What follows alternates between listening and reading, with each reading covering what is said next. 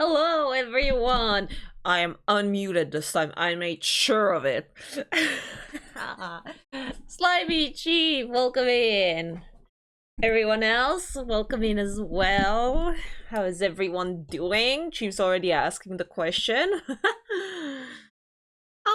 Quite alright. I have my head be a little achy, but we still do the stream because I cannot let you down, so there's that.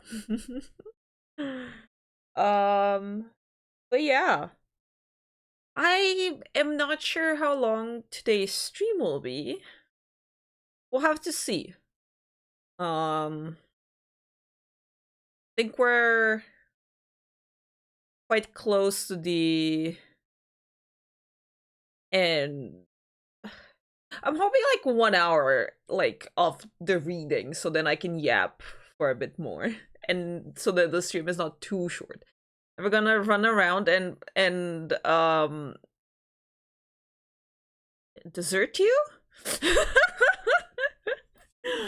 Yeah, exactly. Nunners is funny. Does it hurt you? No. Sorry, Chief. It's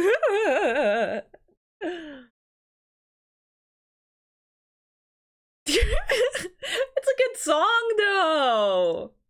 I know it's a meme, but I don't know. I think it's a fun song. Yeah, how are you guys doing? Hello, Book Mom. Hello, Kyol. Welcome in. So sorry I'm late. Oh my gosh, you're getting flailed for being this late. Just came in. Whoopsie. My bad. Just came in and already doing your duty, catching the yawns, huh? Yeah. Don't threaten me. You get me, Kyol. You get me. He knows that he enjoys that too much, though. Yeah. Dominatrix not over here. Well, apparently last time Slimy was saying something about my laugh being too cute for that, or whatever, or not being able to clutch a Medeer fight, saying that I am not a dommy mommy nun, you know. I love the book moth so much. So do I. Okie The Tech Marine update? Oh, I didn't know. That's cool. I didn't know that was a thing.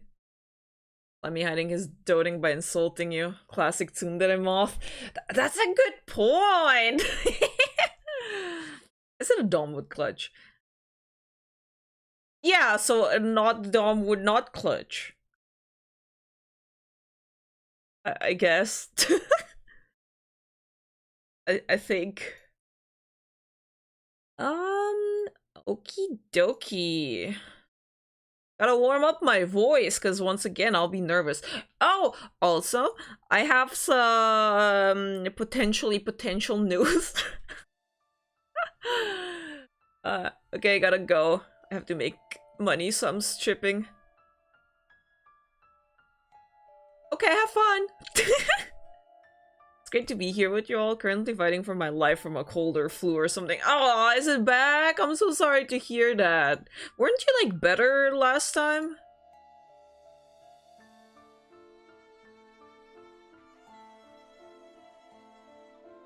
Bam.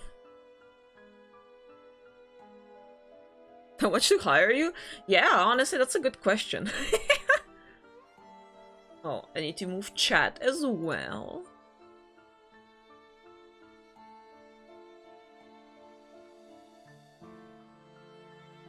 I think over here-ish would be fine.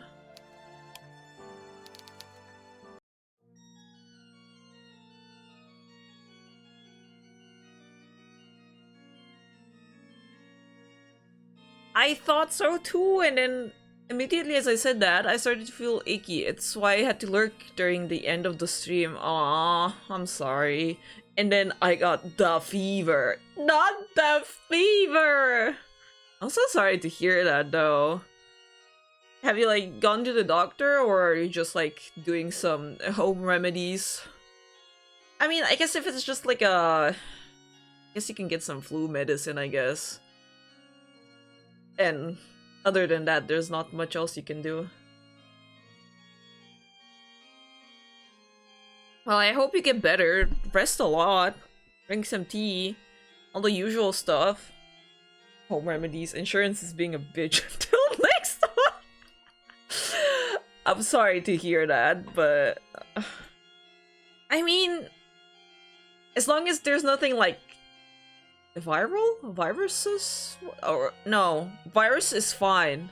I mean, it's not fine, but bacteria is the problem, right? So as long as it's not... like... bacterial related, you should be fine with that medicine, right? Lord, you're down with the sickness. Isn't that a song? Yep, I do not want to take them antibiotics. Yeah, so... But yeah, try to take some vitamins and stuff, so... And you'll be fine, and rest lots. Yeah. Hell yeah, I got it! Viruses just gotta run their course. Exactly. Maybe if you kind of speed it up, perhaps, with some, like I said, like cold or flu medicine or whatever, some cough drops. Ask money and a double quarter pounder, or else. Okay. Can we scrounge up some gas money over here? Eating a ton of oranges from my tree in the backyard too. You have an orange tree in the backyard? Does it actually grow like? I mean, I don't know how the nature in Texas is like, cause like over here the citruses don't really get nicely ripe. Like they would grow, but they would be tiny. I do Valencia oranges, not those bitter ones. Nice. Hey, but Bob, remember that I live in stupid Texas. I know. I remember all of you guys' locations. Yeah, that's not weird at all. But yes, so watch list makes sense. Yeah, exactly. You, I do no you don't. What do you mean, no you don't?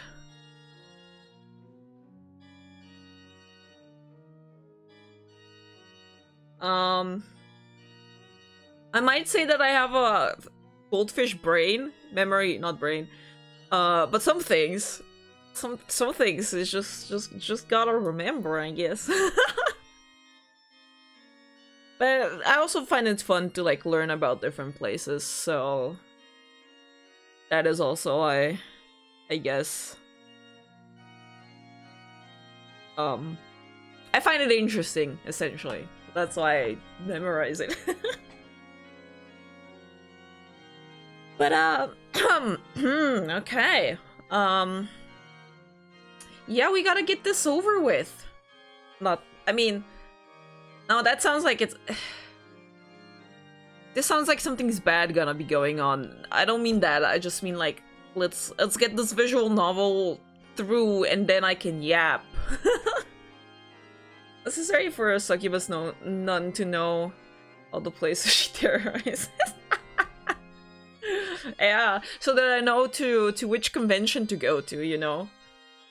Where the majority of book moths are closest to. Do you... Sorry, really came into its own. Yeah. It was mostly Chief talking about the going to the Worlds, to League Worlds Championship, right? Because it's gonna be in the US this year. And I thought it was gonna be in Texas, but only the qualifiers or something, right, are gonna be in Texas. the finals are actually gonna be in New York, which I was like, oh, it's gonna be in Texas. Oh no, actually it's gonna be in New York. Okay, whatever. Yeah, you're saying oh, but now you're probably gonna say boo. I don't know why they... I swear to god they announced it like, oh, USA is gonna be like Texas and whatnot, and then it's like in New York. NY is so much better though. I mean, that's fair, but like... You know... Texas is a stupid. I know some people who are pretty fond of Texas.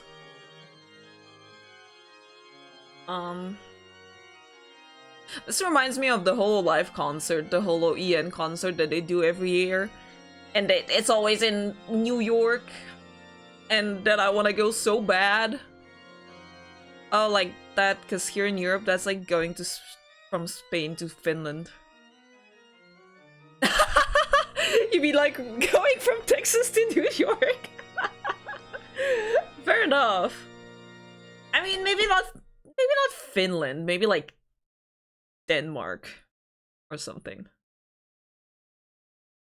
But I guess distance-wise. Yeah. Well. Anyways. The novel. Okay. So. Anime moment when they walk across the country in 3 days. You laugh. You laugh about that, but I can drive from one side of my country to another in like 2 hours and a half. So... who knows how long it would take to walk, but you know... that's still like 4 countries. You mean like what, 4 countries away? Honestly, pretty based. I don't know. It could be a little bigger, like, but, yeah, whatever. Yeah, it's a visual novel. So, Mikey's kinda dead, or not, but she's heavily injured, and Father Dvorak suddenly has superpowers, and is gonna heal her. So that Magdalena won't have to turn her into a vampire. And because Magdalena said she doesn't want to turn anyone into a vampire, that's why Heidemarie was like, okay, I don't want to kill you because you seem nice. So everything seems to be going pretty well. TBH. I can drive to 4 cities in under half an hour here. I mean... so can I. Oh, half an hour. Well, I live in a city. 6 in an hour. Like, cities, how big are we talking?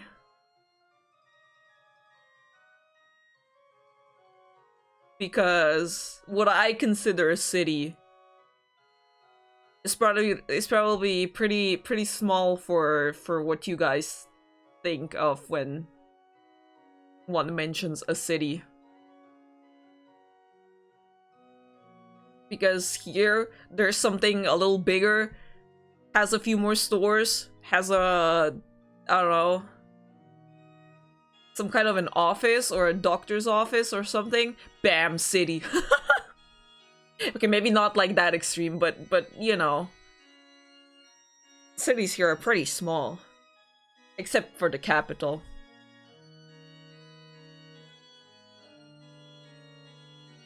I want everyone in chat pronouncing the name of Slovenia's capital. I think it's kind of funny when foreigners do it. Let's go Edinburgh, Stirling. What the hell is Dunfermline line? Probably said it totally wrong. Should have just said the D thing. Because now people are just gonna make fun of me for not knowing how to pronounce stuff.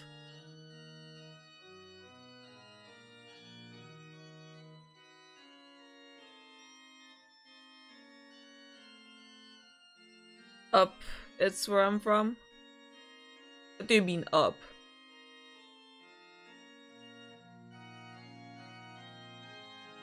Like up? Is that the name? Or one of the ones in the up? Oh.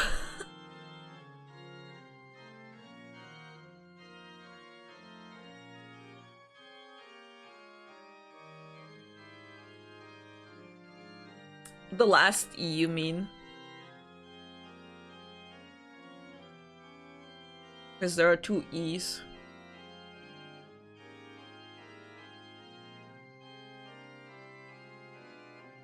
Well, okie dokie. Also, only share stuff like that if you're comfortable with. I don't want anyone to dox themselves or something. Don't forget, you are on stream. On the internet. Internet safety. And let's go get that reading started so that we won't be having this creepy music going on in the background. It's fine. Okay. So, oh, wait. There we go. I was like, why is the text so small? It's because I haven't opened the game up, but I was just staring at it through OBS. Oh, okay. Henny clung to this hope as though it were a talisman, her eyes tightly shut. Her desperate desire burned within her, brighter than any star, intense enough to be all-encompassing. She prayed and she prayed and she prayed, and eventually... Henny? No, wait, how did I do her voice? Henny? Henny, yeah, like that. Henny heard her name being called in a sweet, soft cadence she recognized only too well. The voice was weak, void of any real energy, but still, it was enough to soothe Henny of all her anxious thoughts. Now we're back to this picture. Henny's eyes snapped open. Fitfully, she stared down at the woman who lay upon her lap. Mikey! Oh my Mikey! I totally forgot how I do Henny's voice again! Mikey. No, Mikey. Oh, my Mikey. Whatever. Mikey's own eyes were still closed, but upon her lips she wore a small smile, one which was marred only slightly with pain. Her nightgown was still spattered with blood, but Henny could see that her wound had healed, her skin visible through her torn nightgown, unblemished. Johan had succeeded after all, despite his earlier cautions. He had healed her. Mikey was safe. Oh, thank goodness. I'm so relieved. Mikey. My Mikey. Henny. Mikey squeezed Henny's hand with her own, as though to reassure her. It was this gesture, so selflessly sweet and so very Mikey, which tipped Henny over the edge. She slumped forwards, her shoulders shaking. Then she began to cry. Magdalena, too, was surveying the scene which unfolded before her with wide eyes. Pressing one hand to her mouth, she exclaimed softly, Mikey, oh Mikey, I can hardly believe it. I was so worried about you. If you had died, oh. A shudder ran through Magdalena's body as, overcome, she sank to the floor. I don't know if I could have endured it. I have no idea what I would do without you. I'm so sorry you suffered so much. I'm sorry. Magdalena pressed both her hands to her face anew, though she had no tears to hide, and began to sob soundlessly, her shoulders trembling, as if she were a polar explorer caught in a frigid blizzard. Ida Marie, for her part, watched on, her arms folded. Her right hand was still dark with Mikey's blood, yet she paid little heed. Observing Magdalena's sobs, she said softly, It would appear that this vampire isn't half as dangerous as I first thought. The little vampire I incapacitated upstairs was much more threatening than she is. Now that she has been taken care of, the older one should have no need to continue procuring victims to satiate her bloodlust. I wonder...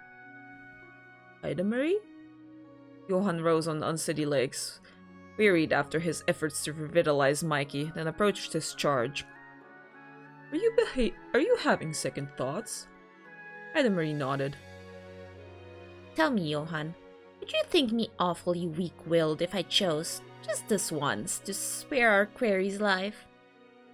It would be surprisingly sentimental coming from you, but it's rare in our line of work that we're able to usher in endings as happy as this. Lady Magdalena seems to have no further desire to harm you. As such, you have no reason to engage her in further combat. Circumstances as unique as this, I do not think there is any reason for you to execute her. That is precisely what I was thinking. She's not doing anything wrong, as far as I can gather, other than existing. Yet I know better than anybody that we vampires do not ask to be made as we are. We have little choice in the matter. I believe this poor, conflicted creature is a victim, not a monster, and ought to be treated accordingly. I am not completely devoid of feelings, and I do know how to sympathize with the plights of others. Honestly, that's kind of surprising. I thought they would just write her as being, like, very not understanding. I cannot help but feel sorry for this poor Fräulein. Marie clicked her tongue, considering, then smiled. Very well then, I shall spare you. Let us report to our superiors in the church that we slew the monster in this abode, and she will no longer be an issue. We needn't tell them about Fräulein Magdalena here. She is no monster. I doubt the church will come all the way out here to corroborate our tale. Not unless the Fräulein here gets peckish and starts picking off more travelers. If you can keep your consumption of human flesh to a minimum, then nobody need know you're here at all. You can continue to live, if indeed your continued existence can be termed as such, and everybody will be happy. Isn't that nice of me? What? Magdalena stared at Marie, shaking like a newborn deer. Will you truly let me go? Indeed I shall. I've tired of spilling blood, and it looks like you haven't had much to drink for a while regardless. In your current state, you wouldn't be much fun to play with. I doubt you have more than a few droplets of blood of your own to spill anyways. But you were sent you were sent here to kill me. I think I almost deserve it. When I think about everything I've done. I've killed dozens, no, hundreds of people. Only hundreds? Marie scoffed. Don't make me laugh. I have killed far, far more. How kind not murdering someone, I know, right? Don't forget, I have been alive longer than you, and have feasted far more solely to satisfy my own greed. I am the more amoral of the two of us, yet I continue to live. Who's to say you shouldn't? I'm in no position to judge you. Ha! Now that's funny. Magdalena laughed. Oh, oopsie. Huh, now that's funny. Magdalena laughed dryly without humor. Isn't it your job to judge godless beings such as yourself, executor of the church? On paper, I suppose, but I don't think of myself as being all that important. I've never been one to care about right or wrong. I only do what amuses me. Fighting you as you are wouldn't be fun at all. Not when I know how pathetic you are. How many breads have you eaten in your life? Me? It would feel too much like kicking a poor defenseless puppy. Pathetic, am I? You are, yes, but don't look so put out by that. Most vampires are pathetic in comparison to me. It's a reference. Oh. Marie tittered, then spoke anew, in a voice which was a touch more serious. It was rather naughty of you to harm so many innocents, but I presume you did it so only to feed that child you were saddled with. You didn't partake in any of the spilled blood yourself, did you? No, I couldn't. Seeing Crystal feed turned my stomach. I knew I had no desire to end up like her, a slave to my desires. I thirsted for blood too, like all vampires do, but I never once drank the blood of a human. I feed only on the blood of wild animals. Oh my god, she is the Cullens! She is one of the Cullens! JoJo moment? Oh, I see. All those people I killed, bandits and the brigands and the vagrants, were offered up to Crystal. I had to hunt for her. I had no choice. Without me, she would have died. I understand that, but I think killing her might have been for the best. Surely you knew she was a lost cause. Yes, I believe you did realize it. You must have, serving her for so long as you did. Keeping her alive at all was an act of cruelty when she had no sensible thoughts left in her head and no purpose for living save satisfying her own perverse hunger. But it is no matter. I believe you've suffered enough, and I know your heart was in the right place. I won't condemn you for your actions. I have no place to. Your enduring loyalty to your mistress, though misguided, was somewhat touching. It is almost enough to bring a tear to my eye. Or, at least, it would be, had I cry. Now. Heidenreich looked at Johann, a small smile playing about her lips. I believe our work here is done. We have defeated the vicious vampire, and peace has summarily been restored. I have no desire to wait it out while the heroines of the story make amends, so shall we depart? I would hate to get in the way of their joyous reunion. And you are in dire need of rest yourself, Johann. You look half dead upon your feet. I cannot argue with that. I feel awfully weak. I'm unsure whether I can make the journey back to Augsburg unassisted. You have already established that your well-bred looks. Have we? You mean the clip? It's fortunate for you, then, that you have me to help you. You may lean on my shoulder if you wish, and I can guide you. Is that not kind of me? Oh yes, very much so. Your thoughtfulness knows no bounds.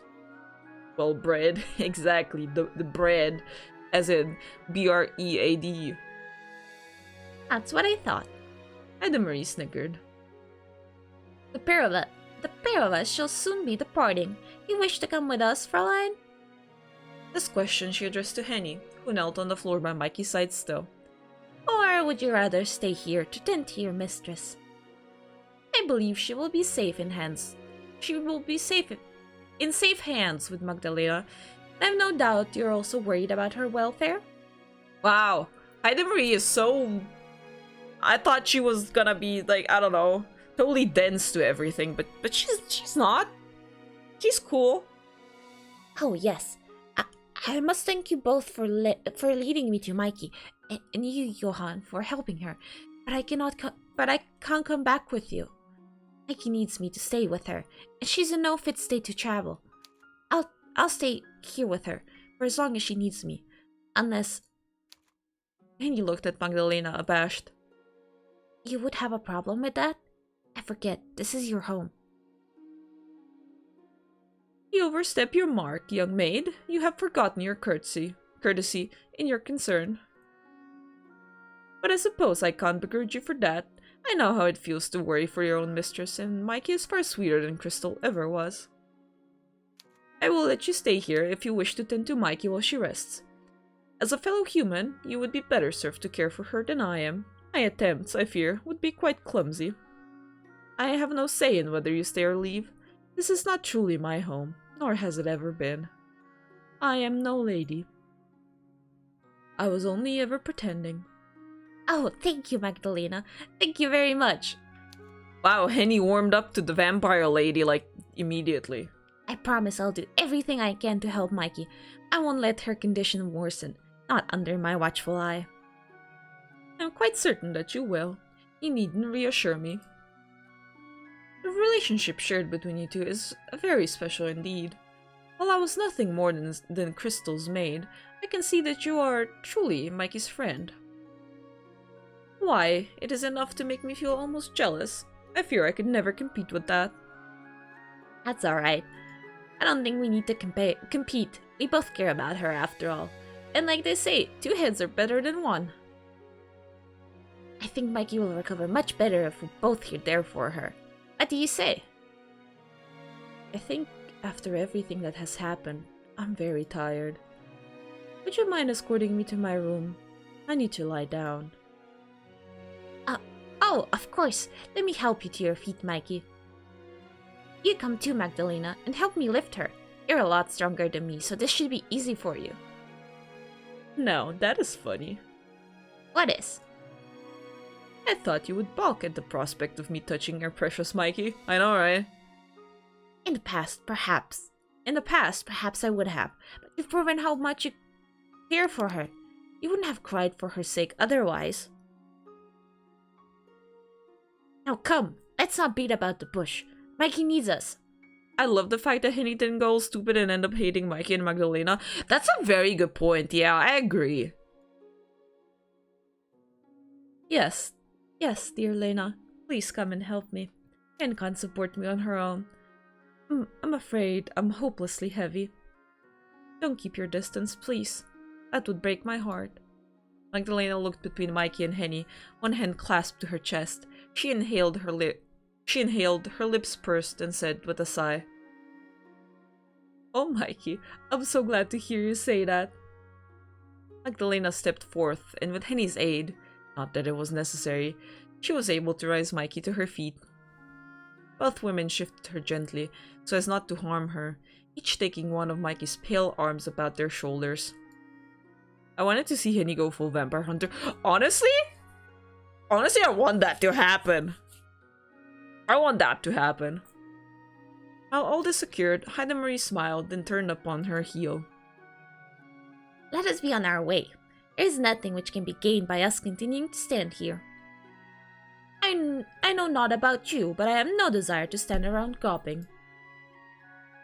Right. I'm coming, Marie, but don't walk too quickly. Please, spare a thought for me. Marie crossed the airy entrance hall and pushed open the imposing double doors with a brush of her tiny, seemingly insubstantial palms. The doors opened with a low creak, like that of an injured animal, and the chill night air rushed forth to greet her. This is a lot nicer in my opinion. Oh, I thought that would happen, but this is a lot nicer in my opinion. That's fair, but imagine she goes vampire hunter now. Like she hunts for the bad vampires. She paused for a few moments upon the threshold of the door to look back at Mikey, who was being held aloft by Henny and Magdalena. Despite their differences, Marie thought that the three women looked awfully close, just like sisters. This thought brought a smile upon the young vampire's lips. Not even the lowing wind could disturb. She did not wait, however, to watch as the unlikely trio proceeded up the extravagant staircase. She turned anew, satisfied that she had performed her job, then stepped out into the night. Johann followed along behind her, limping, and shut the door behind him. The door creaked once more, then slammed shut with a tremendous thud. That would be cool. Young, but she's a hag. Yeah, I don't know. I don't think that the young vampire was like an accurate description, but this thud echoed throughout the cavernous hall of Magdalena's home, once deserted, but now full of life. Crystal's corpse still lay in her bedchamber, turning cold, but Magdalena's thoughts were with Mikey as she held her, and Henny as she helped her. The night had been one of horrors. Mikey was still alive, as too was Magdalena's hope in the future. Maybe God had not forsaken her at all, after all. Finally, the clouds in her heart had parted, and now she was free. Working together, both Henny and Magdalena were able to escort Mikey up the stairs and across the hallway to the bedroom. Magdalena did not need Henny's help, but she appreciated the other woman's presence, if only because it let her know that Henny had accepted her. She seemed to have recognized, in the wake of Magdalena's breakdown, that Magdalena had grown to care for Mikey. Magdalena might have been the instrument which had brought about Mikey's suffering. She had not done so willingly. Henny seemed to understand that, and, by extending the olive branch, seemed prepared to offer her forgiveness. Nice, we love to see that. It no longer seemed to matter much what Magdalena had done to Mikey, not when Mikey was still alive. Annie and Magdalena both lay Mikey upon her bed, and there she lay, her front dark with dried blood. Annie wet a cloth in the basin by Mikey's bedside and wiped said blood away. As she did, Magdalena soothed Mikey, reassuring her in gentle tones that all would be well. I won't let anything hurt you. Not again. I have no further need of your blood. My mistress, she... Here Magdalena's voice caught in her throat and she had to look away. She is no more. No amount of blood could save her now. She is gone, but I'm still here, as you are, and... Oh, Mikey, I'm sorry I put you through so many hardships. I'm so sorry. Mikey was half conscious at this point, soothed by the cold flannel upon her bare skin, and Magdalena's hand was... Magdalena's hand, so was barely able to offer Magdalena more than a small smile. It's alright. I forgive you for all of it, Lena. You do? Of course I do. I know that you never meant for me to suffer. I might have hated you at the beginning, but really... Mikey yawned, exhausted, and let her eyelashes fall shut. I don't kill. I think they're pretty, you know, the relationship is, you know, like, how am I to say a healthy relationship when she was her captor for some time? But, you know, considering those circumstances, like, they're pretty good, you know, like, they talked about it, they apologized, they figured stuff out. She's not a captor anymore. It evolved into something so incredibly lovely. Yeah! But like, not in a weird way. Softly, she muttered, in a voice which sounded like a sleepwalker's. You're a lot nicer than you give yourself credit for. So saying, Mikey's consciousness slipped away once more.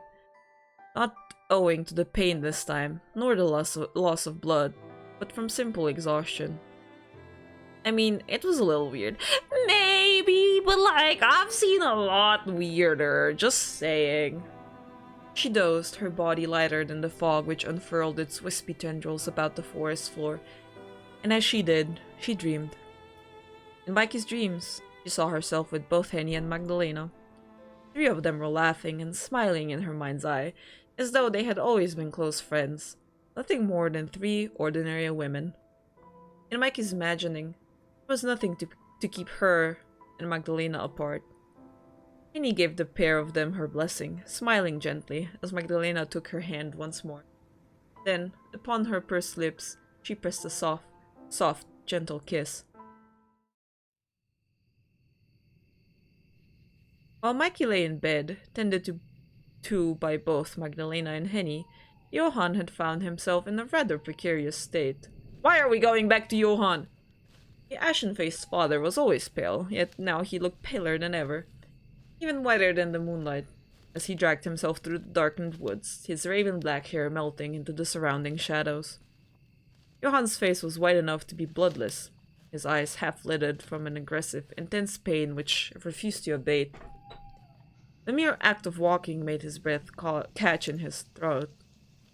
It was cold this deep in the woods, almost unbearably so, but Johan's brow was still marred with beads of sweat, his teeth clacking not from the cold, but from pain.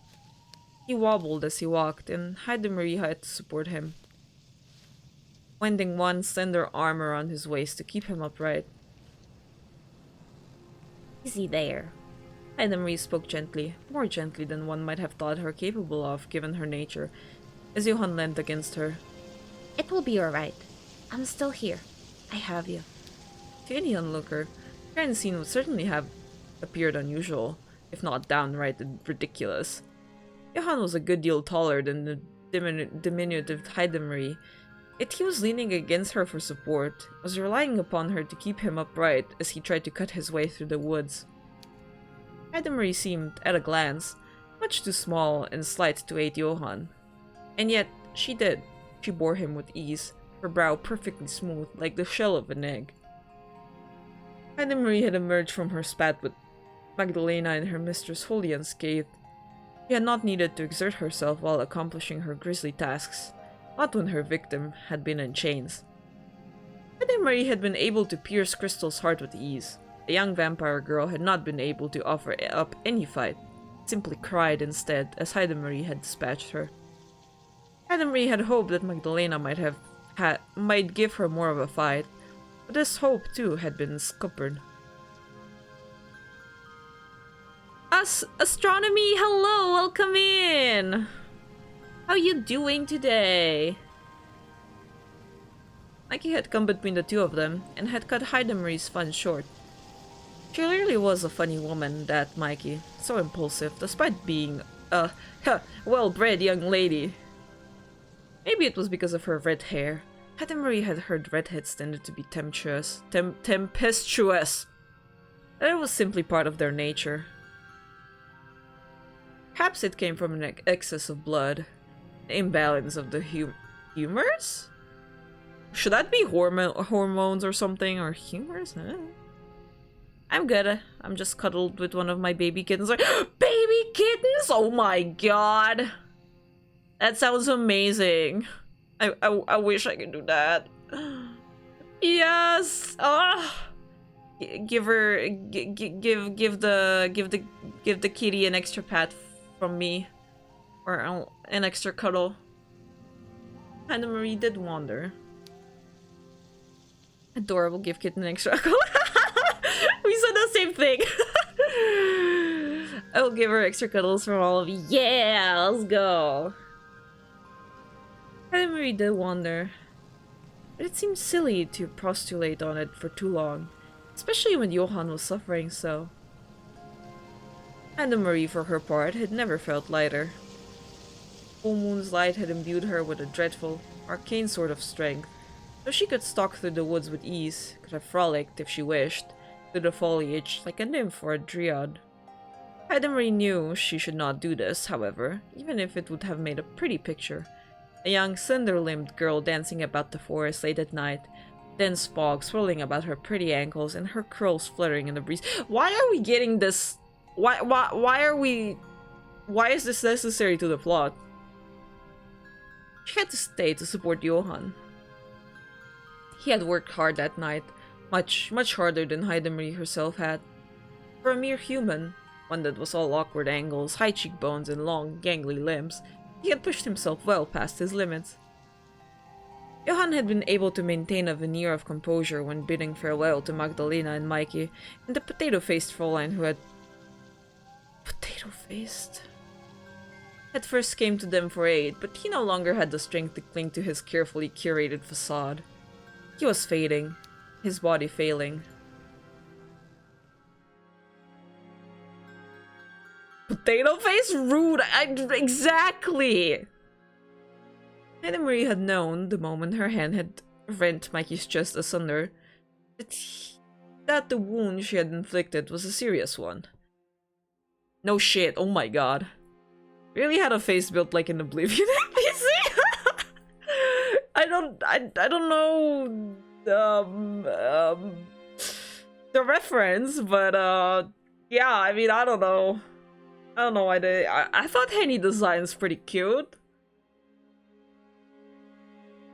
It had been apparent that it would require a significant degree of concentration for Johann to heal her. Mikey's inner workings had, after all, been reduced to a fine red mist, a gruesome pate of bone and muscle. What's wrong with Mr. Potato Head? Well, I don't know. Ask Johann. Johann's being like this. Oblivion is the game that comes before Skyrim. Oh! Yeah, the one that they did the remake for, right?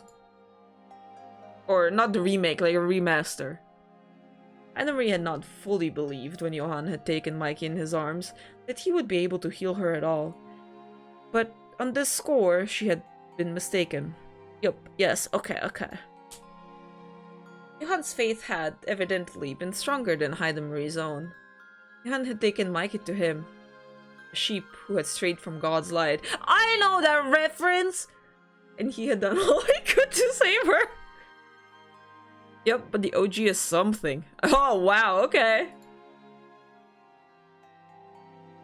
He had poured his own life's essence into her, and in doing so, he had made Mikey whole again.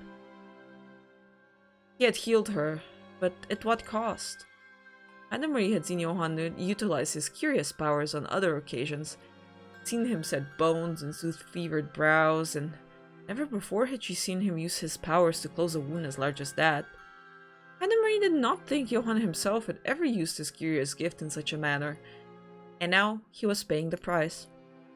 Johann's gift might have been divinely granted, and it was a skill he had possessed ever since he had been a young boy. But it did not come without its drawbacks. It required no shortage of mental fortitude for Johann to utilize his healing touch. No shortage of strength too.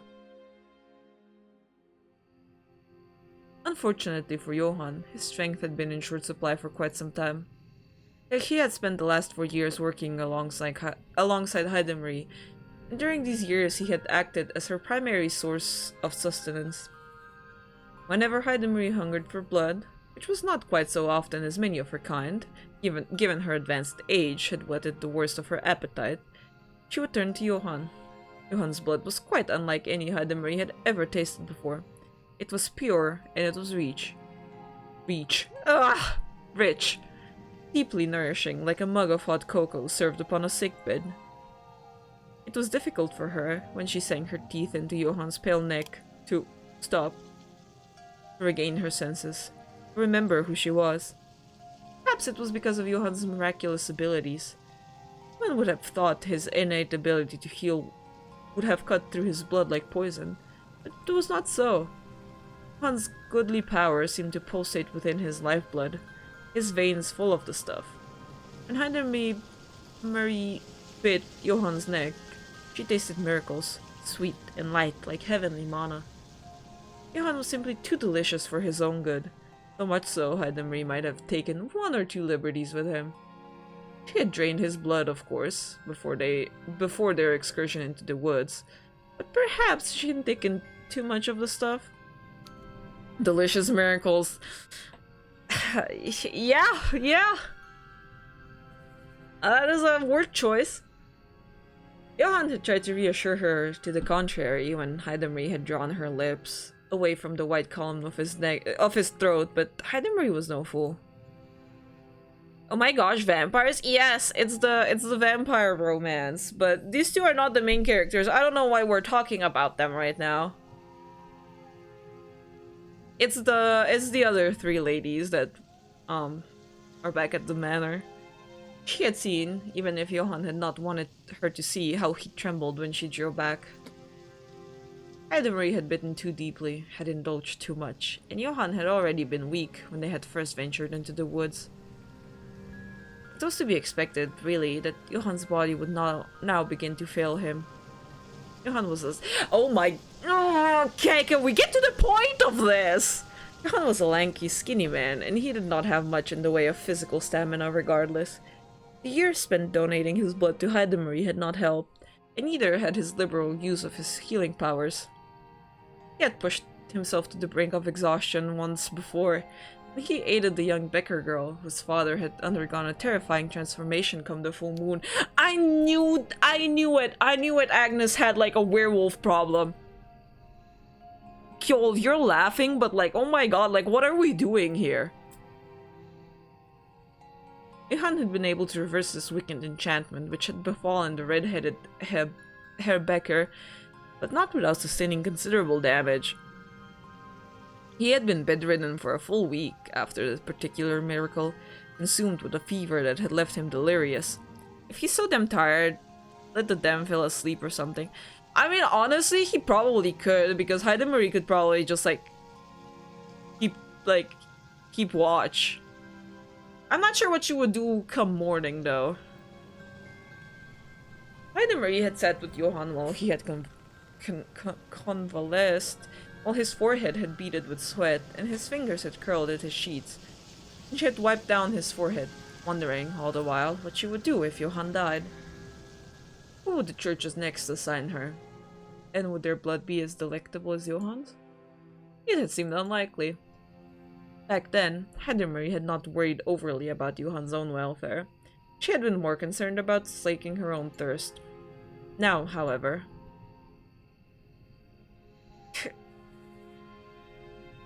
Now, Heidelmarie could not help but feel a flicker of sympathy for the man who leaned against her. It seemed almost unthinkable that Johan could have been brought so low when he had sustained no physical wounds. None save for twin punctures on his neck, the size of pinheads, concealed beneath the high collar of his robes. Heidelmarie had seen Johan, initially, as nothing more than another handler. Convenient way of sourcing blood, yes, but mostly a nuisance who existed to bind her. In the early days of their meeting, their relationship had not been particularly cordial. But now... It's alright, Johan. I'm still here. Can you hear me? Now Heidelmarie felt rather too attached to the dark-eyed, sallow-skinned father. She had not wanted to care for him, but what could she do? For all the centuries she had lived, Johan was one of the few people who did not seem to fear her, who spoke to her as an equal.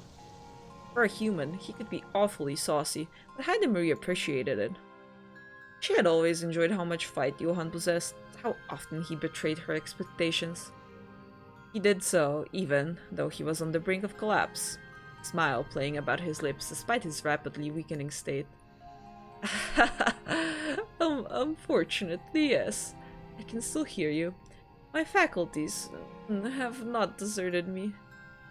Not completely, at least. Oh? And what do you mean by that?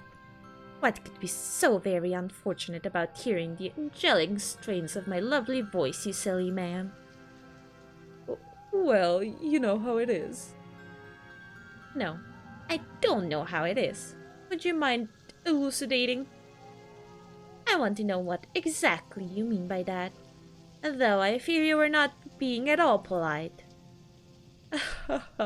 Well, your fears might have some basis in reality. I'm grateful, of course, that you have thought to stay with me. It's really very kind.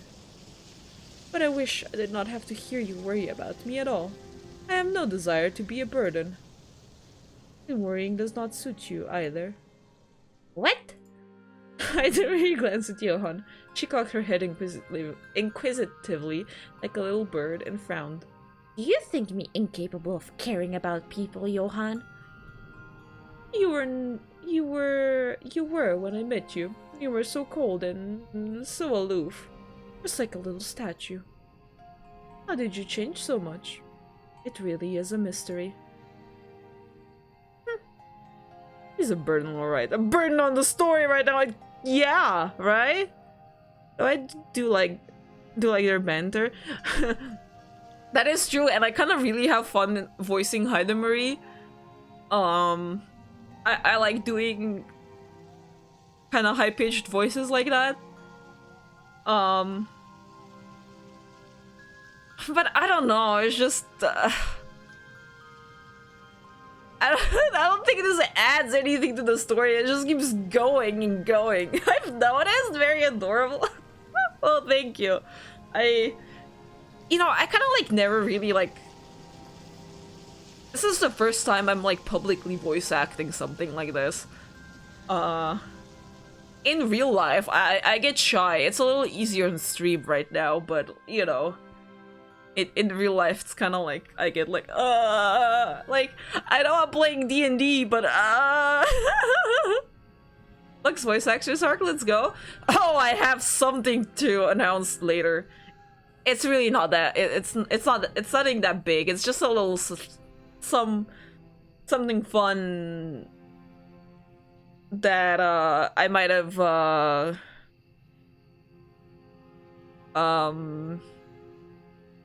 found some people, you know, so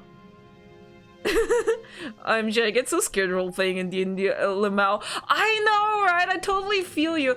I mean, I feel like I've kind of made, like, in a way it's my own fault because I kind of make the characters kind of like I don't know, brooding or like sassy, but I don't think that's like the voice that I like to do.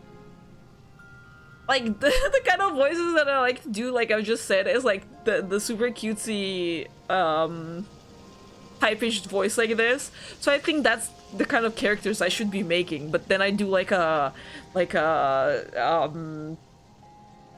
brooding elf ranger, you know, and like a seductress tiefling bard kind of situation, you know? So Lux loves her edgy characters in D&D. Of course I love the edgy characters, not just in D&D. You should see all my fictional hubbies. They are so edgy. I'm all like I get cut on them so often. Well, fair Punisher. Punisher, and I was actually thinking about Virgil right now from DMC. So there's a lot of the edge. Daredevil Momento Numero Dos. Yeah. That as well. I mean, Daredevil can be pretty brooding as well. Not as much as Punisher, of course, but he's going through his own traumas and religious guilt and whatnot. Can be pretty edgy. Marie pressed her lips together into a line. She looked to Johann, her golden eyes skimming him up and down, and then... It isn't that much of a mystery. No?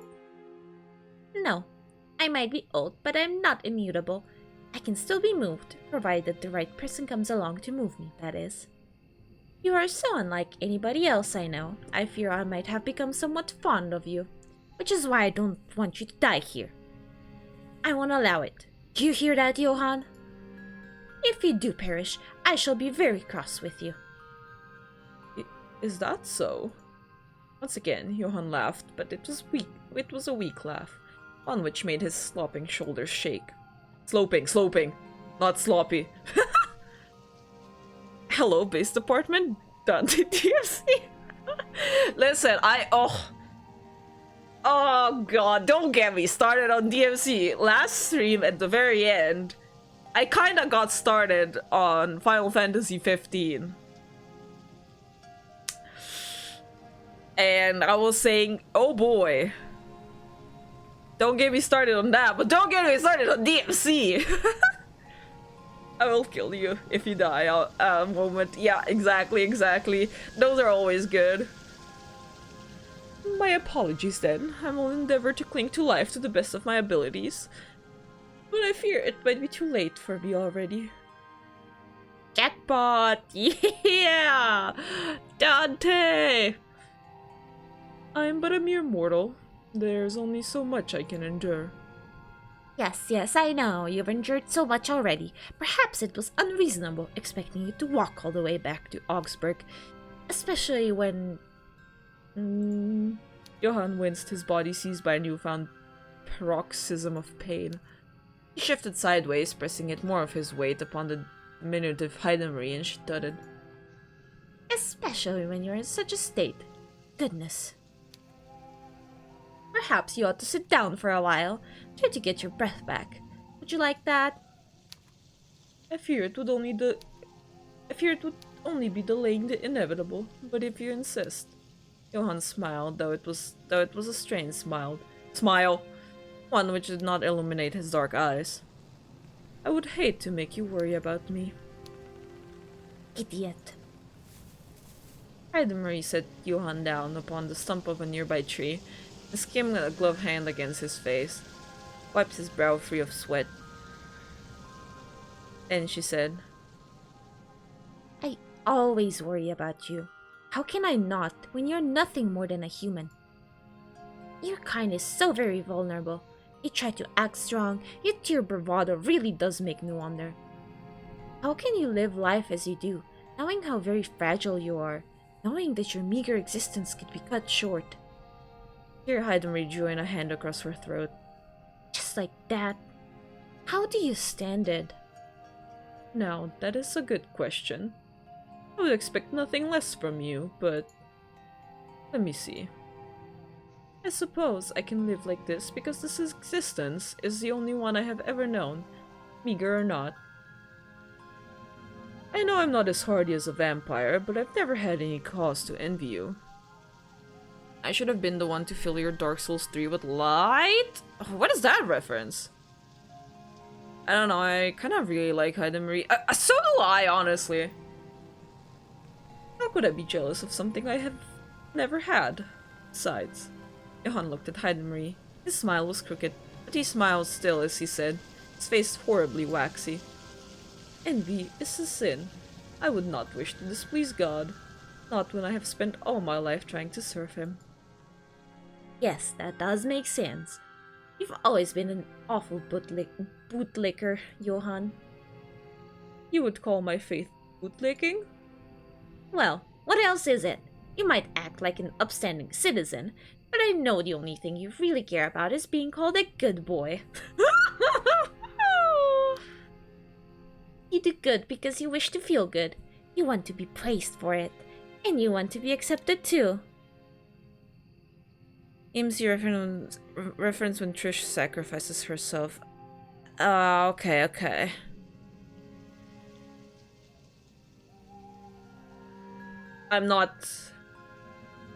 Sadly, I'm not up to date to every single line from that series. I guess I'm a fake fan. In that sense, you're awfully psychophantic. But you really should practice more moderation. You can't help everybody you meet. Some people are past saving. Fake fan, boo, exactly! And now it's too late. You've given up too much of yourself in service of others. To your flock. And to me. And to God too. Heidenmarie looked at Johann, her expression impassive. Then, in a cool voice, icy, just like midnight frost, she said, At this point, it does not much matter what I want. You're going to die regardless. You do know that, don't you? Johann laughed wryly, though how he was able to summon up the strength to laugh at all was something of a mystery. Baker. Like, I know what you mean, but T1 Faker, the goat. And that guy I like. He looked up at Heidenmarie, the little vampire girl to whom he had become so close, his dearest companion in all of the world, and said, Well, I am aware, but you could stand to mince your words a bit more. Why, it is almost as though you want me to feel bad. Perhaps I do. Perhaps I think you deserve to feel bad for putting me in such a bind. Bind? Of all the fathers I have been assigned to watch over me, you are by far the most amusing, and your blood was like none I have ever tasted before. Who? T1, the League of Legends player, Mr. Faker, The greatest player alive.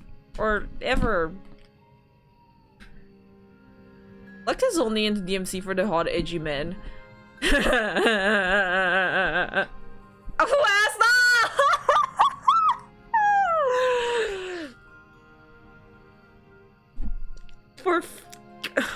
I'm fucking timing you out, Slimy. Holy shit.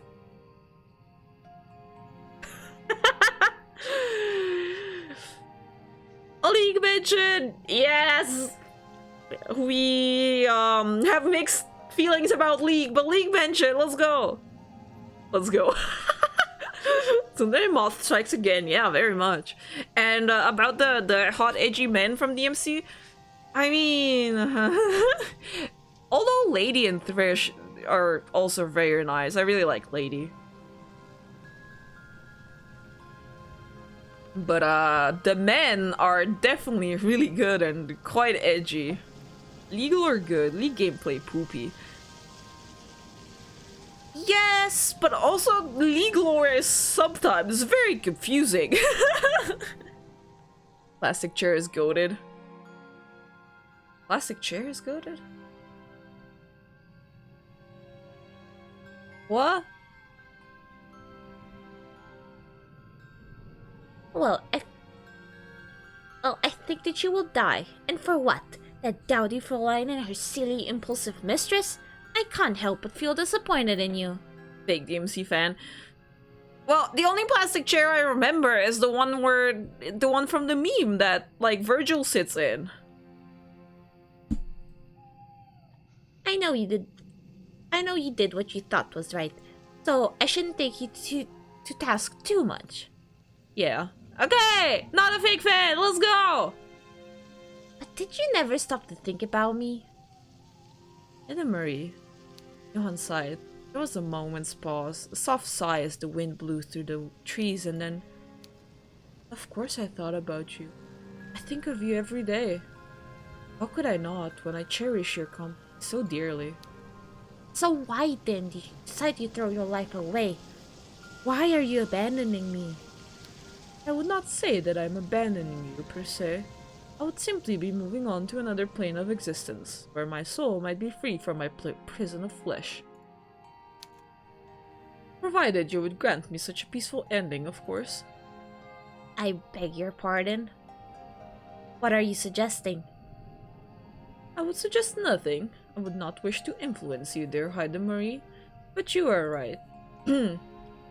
It would be rather rude for me to pass away here and to put an end to our friendship. Johan smiled crookedly. Are we friends? Well, I do not consider you an enemy. And neither do I you. Neither do I you. I'm quite fond of you as it happens, and I shudder to think what would become of you if I did die. Friendship?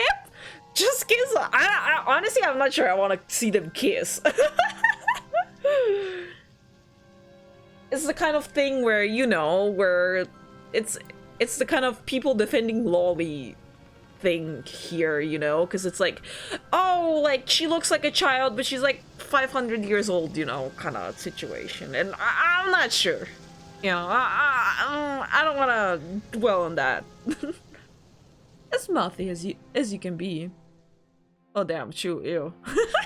Yeah, too old, right? I always did get the feeling you were on your best behavior whilst in my company. I would not necessarily trust another to keep an eye on you. So perhaps it would be for the best if I remained upon this earth for just a little longer. I am sure there is more I have left to give, even if this were to stop my heart from beating. Oh, I'm sure there's more I have left to give, even if this were to stop my heart from beating. And I would not want you to be lonely. That is the real poison, after all, which tends to kill your kind. Drive you mad. Is that not right? A priest kissing a child. That's what you would expect of the church. That's... That's also... a good point. Oh boy.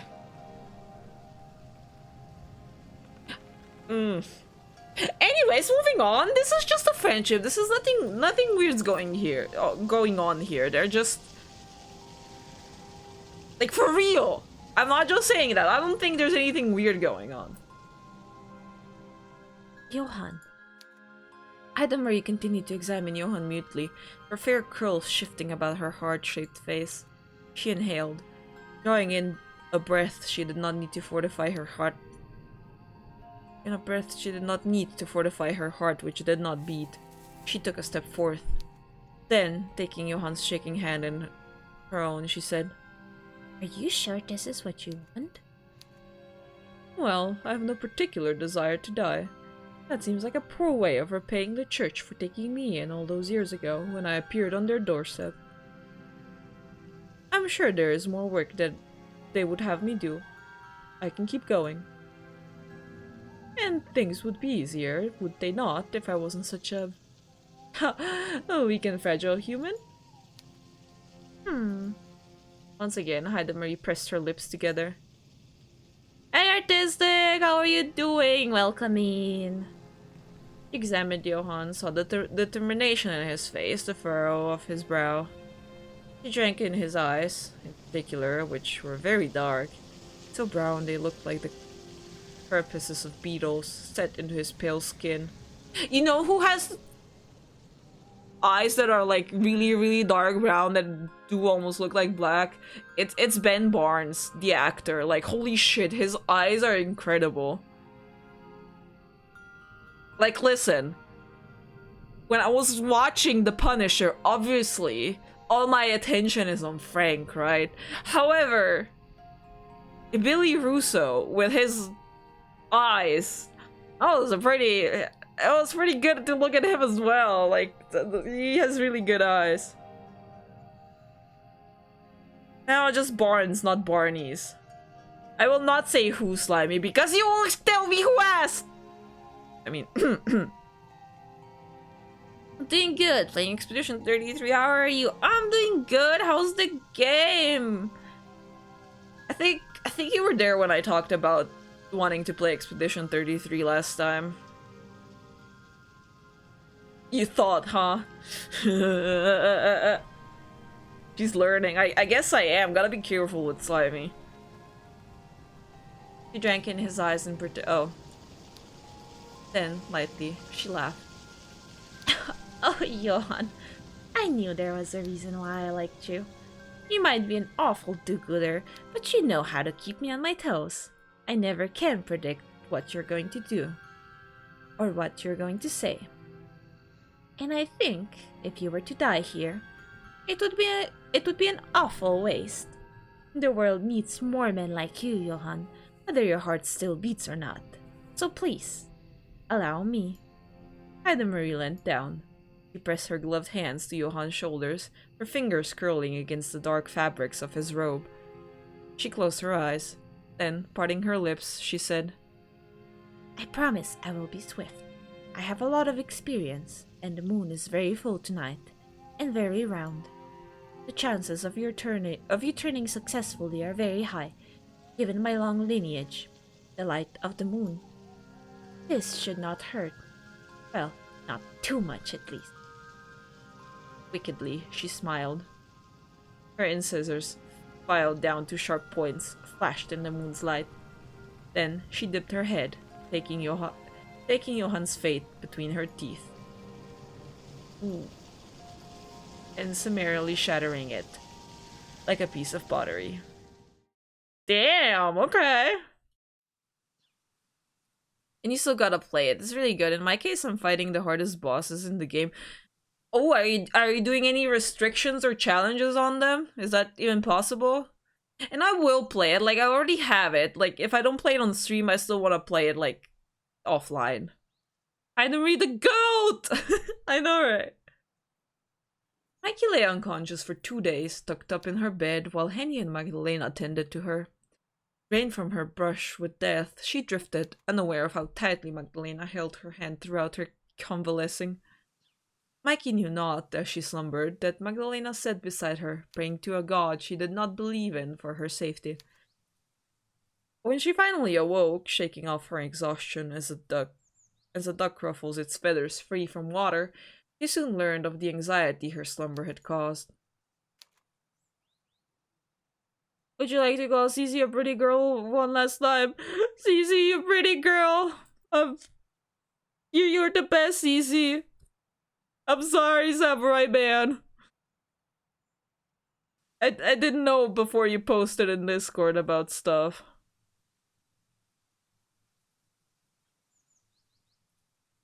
No challenge for this game. This is my comfort game. The bosses are hard enough as it is. Oh my god, that's scary. Okay, thank you.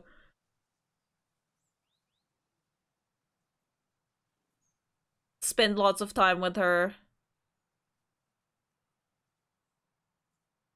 It was early in the morning when Mikey opened her eyes.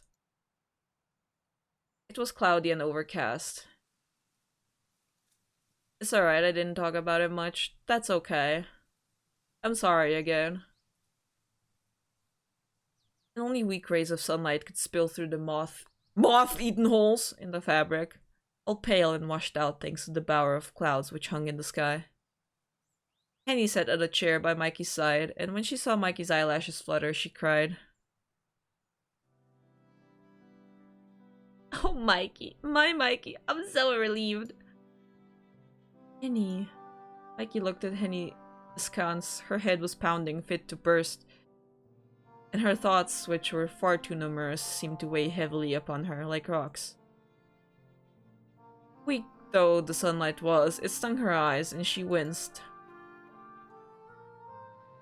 The pain which had pierced her following Hadamari's attack had vanished. Now she ached all over. Her arms and her legs felt horribly leaden. These aches, at least, reassured Mikey that Henny's anxious face was not a fabrication of her addled imagination. This could not be a dream, for she felt too uncomfortable. What's pretty? Is it Mikey that's pretty? It took a considerable amount of effort for Mikey to sit up in bed. She winced as she did so, and Henny had to lean in to aid her. Oh my god, OMG pretty ladies. Yeah, these are the main characters. Careful, Mikey. Don't push yourself now. You really have been through the wars. Oh, yes. How could I forget? Mikey smiled wearily. I apologize. I'll try to be more careful. Mikey always pretty in JoJo posing no matter what. You know, she just got a aura farm. Yes, you do that. I'd hate for your wounds to reopen. Though, come to think of it, I'm not entirely sure if that's possible. Johan did quite a thorough job. There aren't scars. I can't even see any bruises. You don't look like you were injured at all. It really must have been a miracle. Miracle? I suppose it must have been. He is a priest, after all. Mikey looked down at herself. She was wearing the same nightgown Magdalena had bequeathed to her. The tear which had rent the middle of it had been sewn up.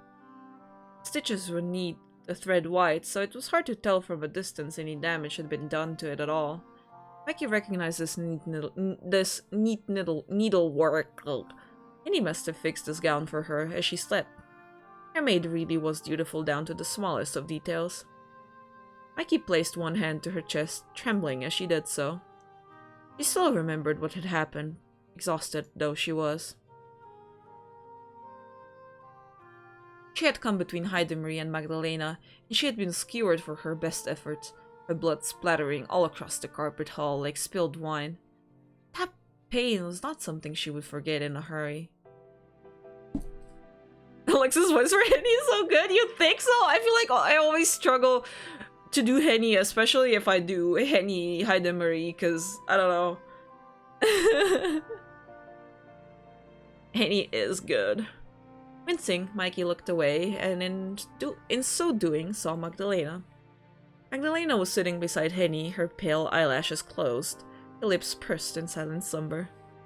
Oh my gosh, she's gorgeous, isn't she? I know, Magdalena is so... I think I like her design the most. She's the vampire main character. Her hands rested upon her lap, and her head hung forwards like that of a doll's. She was quite motionless, despite the weak sunlight which played about her pale skin, her even paler hair. Sounds like a different voice than your own when you voice Henny. That's talent. I try, but thank you. Oh, Lena. Mikey sighed, then turned towards Henny, desperately seeking reassurance. Sure, right, Henny? She isn't ill, is she? Her? Henny glanced at Magdalena as though seeing her for the first time, and frowned. OMG, no! Gorgeous vampire! Don't bite me! That's what I'm saying! But it seems like, Magdalena is one of, you know, Edward Cullen and co. Because she only drinks animal's blood. If she is ill, it's with nothing more than worry. You needn't fuss so. She's fine. At least as far as an undead being can be fine. She's just sleeping, and I don't blame her for it. She's been sitting at your side ever since we brought you up here. She's not had a single wink of sleep all this time. Not until she dropped off a few hours earlier. Really? Mikey's face flushed, touched at Magdalena's thoughtfulness. She cares. She cares for me that much? Ever so much. Her actions made it blindingly obvious.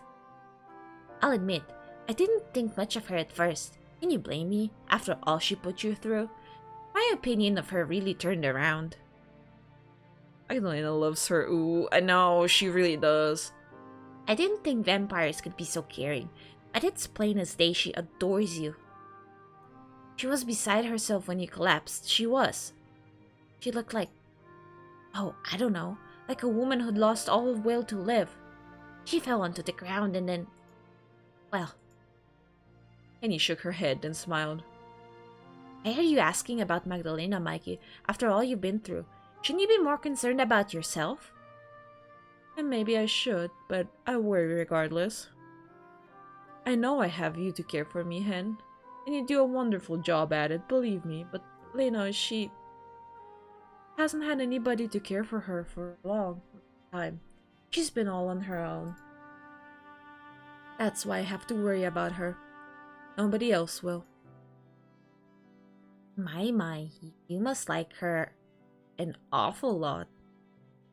Though I suppose you wouldn't have leapt to her defense if you didn't. You were just like a knight back then, Mikey. You were missing the sword and the shining armor. And the dignity. Mikey smiled thinly. I caused quite a scene back then, as my mother might say. I was so afraid I wasn't sure what else I was supposed to do. I could only think about helping Lena, but now I fear my rashness hurt her. She's been in a bad way, I won't deny it, but the blame for that can't be laid wholly at your feet. I think she's been upset about the young mistress of hers too, and her death. It was all very sudden. She hasn't had nearly enough time to get grips with it. Why, it's almost enough to make me feel sorry for her. And all this after she kidnapped you. I think she's quite the sorry creature herself. What? Oh, yeah. Her mistress? Mikey's brow furrowed. She could remember her own agony clearly, but the events which had led up to her chest being cleaved were less lucid. Her thoughts were all disoriented, like the unfinished jigsaw puzzle, and trying to slot every piece into its rightful place seemed almost like an impossibility. She thought she could recall, however, a faint memory which had imprinted itself upon her mind. She could remember the stench of blood, and it had come to her bedroom. While she had been in her nightgown, it made her to escape.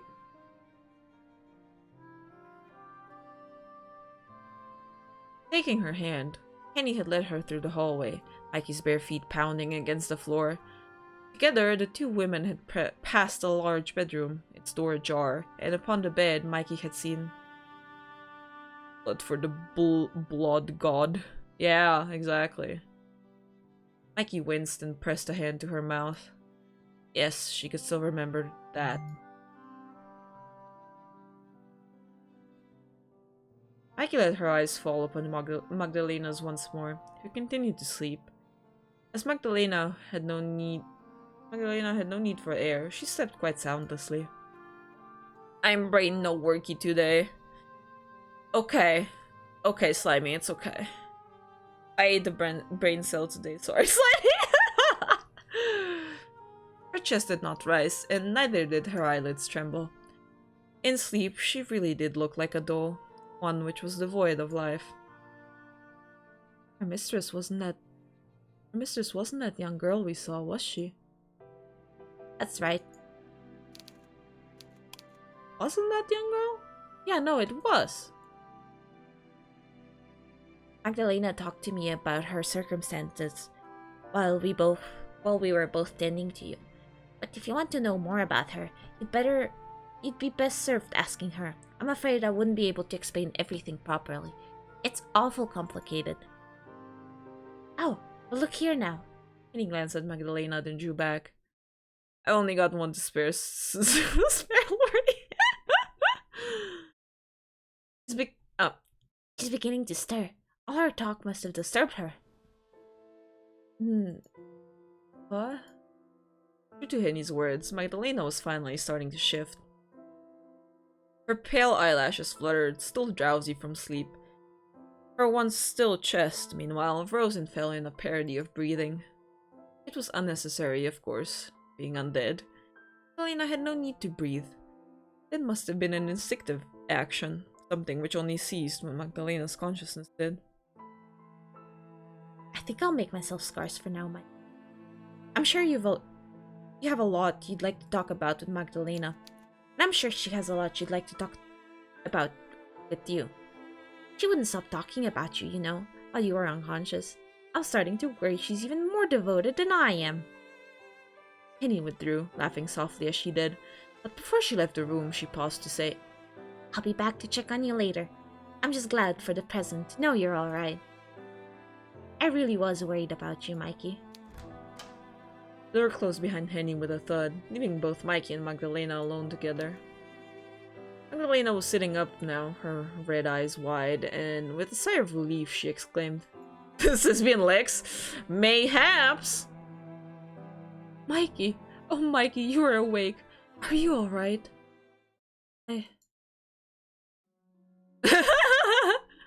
Mikey began, a response half formed upon her lips, but she hadn't the time to fully formulate it before Magdalena flew to her. Mikey felt flattered at Magdalena's affections, and she wanted to relax into her hug, but... Aww, I know, right? How? Mikey tensed. Pain began to ripple through her, her every nerve ending on fire. Feeling Mikey shudder and hearing her gasp of pain, Magdalena drew swiftly back, abashed. If Magdalena had possessed the ability to blush, her face would surely have turned pink. Oh, I'm sorry, Mikey. I apologize. I was just so relieved. I've been watching you ever since you collapsed for the last 2 days or so. I've barely slept at all. I know you have. Penny told me. Oh, she did she? Magdalena pouted. I ought to have expected that she would take the wind from my sails. That maid of yours is such a busybody. She was lecturing me, you know, to take better care of myself, as though I'm not a near immortal creature who has been alive for over a century. She talked to me like I was a hopeless young girl, or maybe a weak human. Oh, a weak human like me? Yes, that's right. No, I don't think you're weak at all, Mikey. It was very brave of you to come between me and Marie like that. Although it was also very, very foolish. Well, I can see that now. It didn't occur to me at the time, though. What did occur to you then, pray tell? I knew that I wanted to protect you. Protect me? Magdalena smiled, bemused, and shook her head. The sentiment is sweet, but you need protecting far more than I do. Now more so than ever before. Now, kiss! I know, right? I'm starting to think it's no wonder that maid of yours is such a fusspot, having a mistress like you to deal with. Looking after you would turn anybody into an anxious wreck. I do wish she hadn't lectured me so, though. But I suppose she meant well by it. Annie always does. She's a sweetheart. She's always watched out for me ever since we were children. I could tell when I watched her tend to you. Her concern was palpable. It made me a little jealous, I must admit, to see another fuss over you so, and to know that she was the one alert when you finally did awake. I wished to be the first person to see you when you regained consciousness, but my foolish body betrayed me. I might be undead, but even I need my beauty rest. Yes, you do. You haven't been getting nearly enough of it. Your bags under your eyes are frightfully dark. Oh, Mikey. Magdalena smiled bashfully. Do you mean to admonish me too? I've been getting earfuls of it from that maid of yours already. You can rest assured I have seen the error of my ways. My caring for you might, I admit, have been too effusive. But now But how can I not worry when you mean so much to me? I was terrified for your sake. You humans are much too delicate for your own good. Magdalena brushed her fingertips against Mikey's chest, tracing the contours of her face. You really must be more careful in the future. If you were to sicken, or to get hurt, it would destroy me. especially with that Henrique fussing over you so much. I started to feel distinctly like a third wheel. Lena. Mikey smiled, touched by Magdalena's concern, and let her fingers rest upon Magdalena's. Don't tell me you're too horribly jealous of Henny. He's only my friend. I know that, yet it hurts nonetheless, to know she loves you so. Not that I can blame her. Who wouldn't love you, really, when you're so eminently lovable? Jealous, Magdalena? Yeah, I know, right? I think you're exaggerating. Hardly.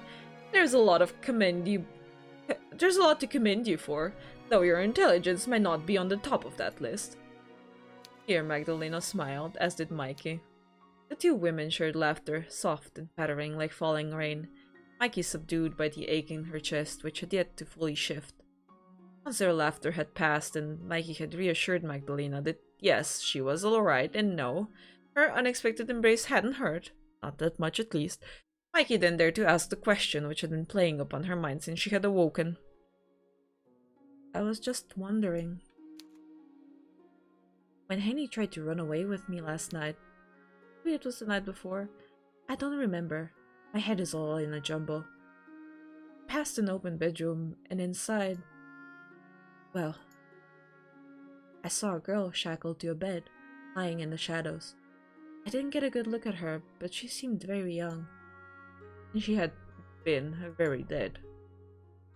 I don't want to pry, and this might be a peculiar question, but is that small girl your mistress? Silence descended between the pair following the question. Mikey glanced at Magdalena from beneath her eyelashes, and Magdalena glanced back, her face deadly pale. For a while, Magdalena was quiet, her lips pursed.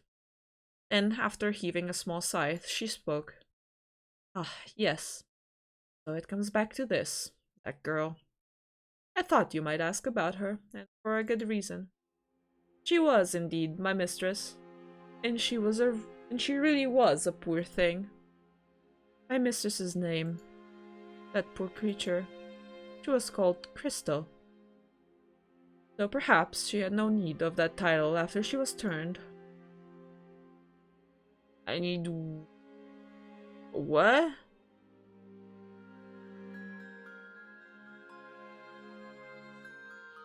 What are you needing? Names are a courtesy only humans are granted. Oh, she... Oh, for your stick drift. I see, I see. What are you playing? Well, she might have looked like a person, but any humanity she once have had was stolen from her a long time ago. She couldn't talk. I'm unsure whether she could even think beyond thirsting for blood. She was less a girl than a force of nature. She was always hungry, and she was angry alongside it. It wasn't always that way, though. Crystal used to be a sweet young girl, though I can scarcely believe it myself. Night Rain? Ooh! Yeah, you'd probably need to fix your stick drift for that. She changed so much, but it wasn't her fault. She didn't ask for any of this to happen, and neither did I. It was all very unfortunate. What happened? Mikey posited this question quietly, her pale eyes upturned. Would you mind telling me how you and Crystal came to be vampires? How you came to serve her for so many years? It's fine if you wish to keep it to yourself, but there's so much about you I don't know. I want to get to know you better, Lena. I know I won't be able to undo the past, but talking about it might help. Unless you think I'm being presumptuous? And asking too much of you? No, it's fine. I don't think you're overstepping your boundaries. How could you, after all we've done together? You know so much about me already, spilling a few more of my secrets could hardly hurt at this point. If you're wondering, VD50 is for plastics, VD40 is for metal. I see, I see. Yeah, no, I'm not that, familiar with all that. Stick drifts V? Is it not V? WD? Ew, W. Listen, we pronounce W and V in like a same way, okay? So that's why whenever I see like a W and like, you know, just by itself, I sometimes just go like V. You know how, I don't know if you because I'm not sure if you play ZZ, or do you? Well, they have the thing called W engines, and I always, like, in my head, I always pronounce that V engine. And yes, it's my fault, but oh well, they're V engines in my heart. I know you like a lot of W in your games, but you still gotta know it.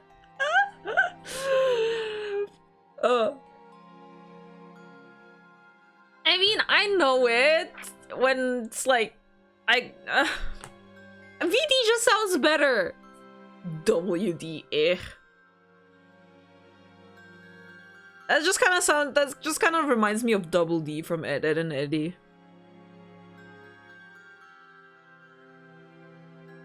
VV engines, exactly.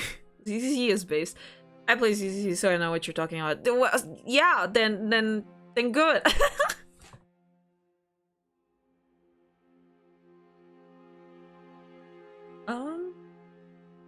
I'm not entirely sure where to begin. I also live double D's. I also like double D's. Oh boy. That's not the double D that I'm referring to.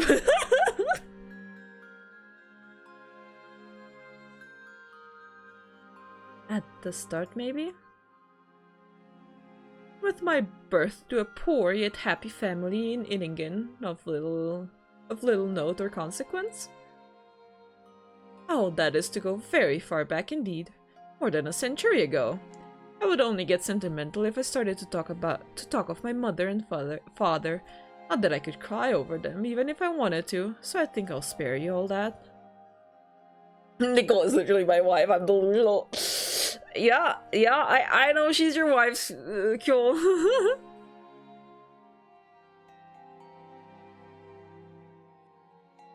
Sure it isn't. It Double D from the character, man. It's his name's Ed with double D. I think I'll begin instead at let's see. Maybe it would be best to commence my tale when I first met Crystal. Magdalena shifted in an attempt to make herself a touch more comfortable before beginning her tale in earnest. I was only 15 years old at the time, and naive for my age. Perhaps I was too young to work, but my parents needed the money, and girls younger than I often went into service. It's not so very different now, or so I've gathered after speaking to Henrique. Does that mean you were a maid? Indeed I was. I was a maid, and I worked in this mansion years and years prior for Crystal's family, the von Schleifens. Schleifens?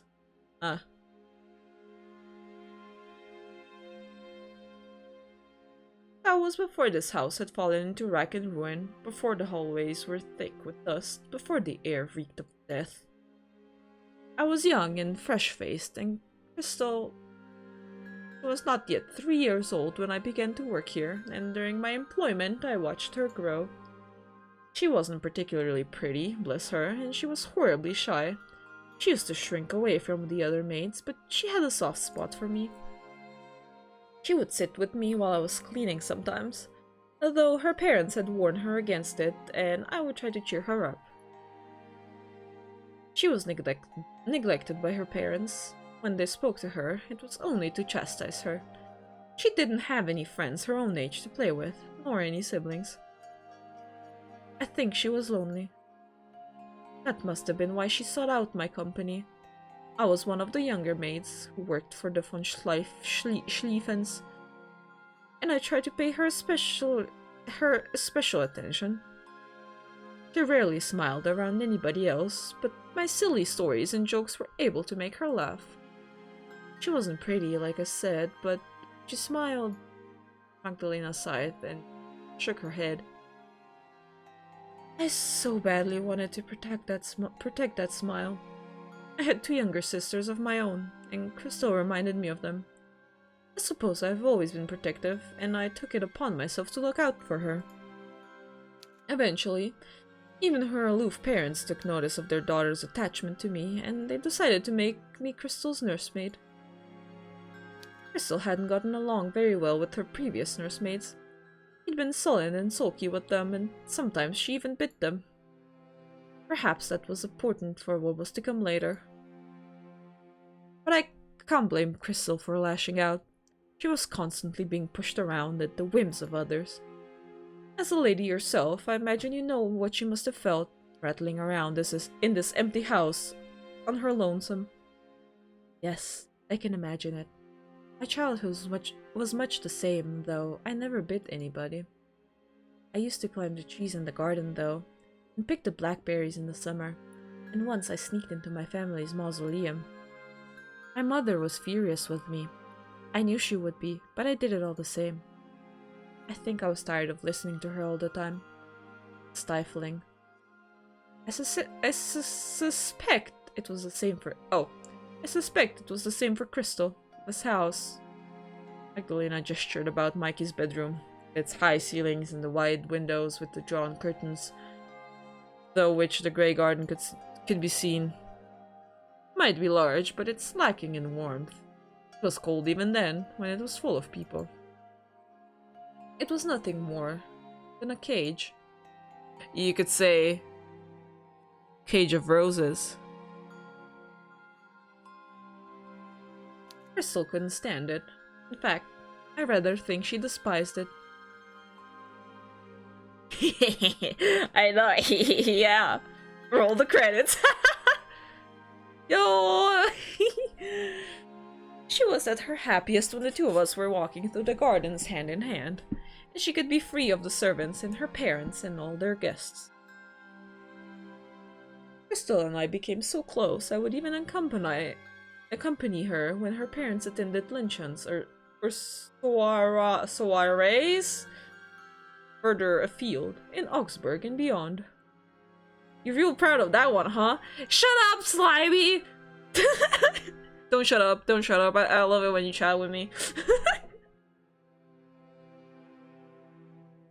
The von Schlieffens were well known. They were much in demand. If they didn't have half of Bavaria staying here, they would be paying visits to the nobility all across the country. I would be proud of it too. These near-constant festivities occurred for 3 years, until one unfortunate event put paid to them quite quickly. Magdalena paused now, one hand resting against the base of her throat. Okay, I'll shut my hole. Don't! Don't shut your cake hole! Her expression was pensive, her brow furrowed, and it took her a few moments before she gathered the thread of her tale once more. It was on a dark, stormy night. These stories often begin like that. When it happened, the von Schlieffens were returning home after visiting a noble family in Regensburg, I think. It's been so very long, I don't remember. The von Schlieffens didn't often take Crystal with them when they went on their excursions, but I believe they had stayed with these people for over a week of festivities. Perhaps there was a special occasion, maybe a wedding. I had been ordered to come with them to keep an eye on Crystal, who was too young for dancing and drinking. I remember the carriage was wending its way through the forest. It was a cold and foggy night, and the moon was full in the sky. It was round, just as it was a few nights prior, like a giant eye. You know what? I'm just going to talk in slang from now on. Oh no! Not the Scottish. Crystal had fallen asleep and was lying her head upon my lap. I was trying to stay awake myself, but I was also beginning to doze. It was well past midnight and I was tired, and we had been traveling for hours and hours. A handful of other servants had come with us to attend to the von Schrievens, but they were in a different carriage. We were almost at our host's home, at least I think we were, when it happened. Magdalena's expression darkened, her fingers clenching into fists upon her lap. We were attacked while we were in the forest, not by bandits as you were, but by a being much more sinister. It all happened so quickly, I wasn't entirely sure what had happened. It was only later, with the gift of hindsight, I can say what must have occurred. It was a vampire. They must have been desperate, attacking a carriage full of people with impunity. 2 carriages, in fact. But I suppose they knew humans would be no match for them, no matter how many there were. Perhaps they were not desperate then, but lashed out solely because they could, because it amused them to do so. I have no idea. I cannot say. It happened so quickly I never saw the face of the creature who attacked us. Not for more than a few moments. I don't even know whether they were a man or a woman. All I know is, at one point, the carriage was wending its way through the woods, unmolested, and the next... That'll give ya a kick up your bahoochie? What? You gonna kick my what? Magdalena's voice trailed off while her fingernails sank into her thighs. She inhaled, perhaps gathering her nerve and her scattered thoughts before saying, "My ass? I see." The booty? Okay, makes sense.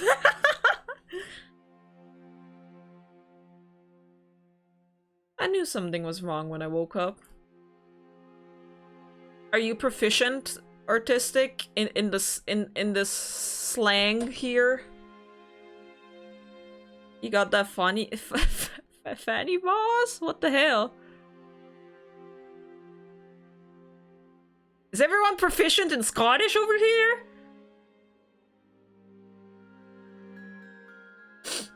Fluent, not proficient. Why am I saying? Oh my god. I'll leave this conversation. I'm gonna go back to reading. I knew something was wrong when I woke up. I hadn't thought that I would ever wake again. I was in so much pain. Scottish, no, slang somewhat. I see. I moved to Scotland a few years ago. Ooh! That's cool!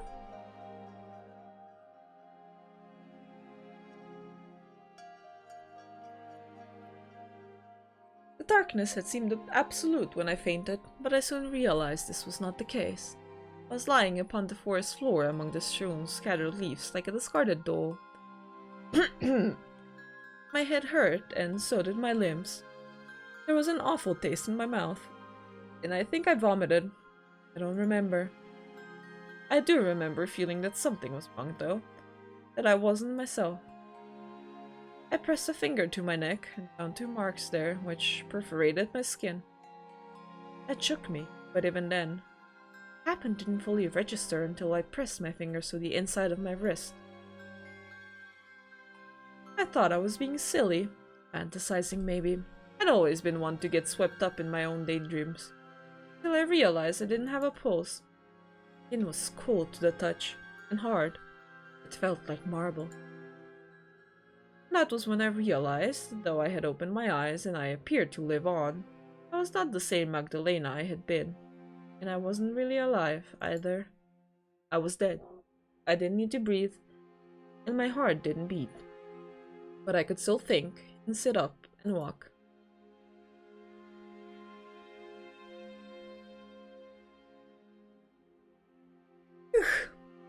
It was quite a shock, but I came to terms with it more quickly than you might think.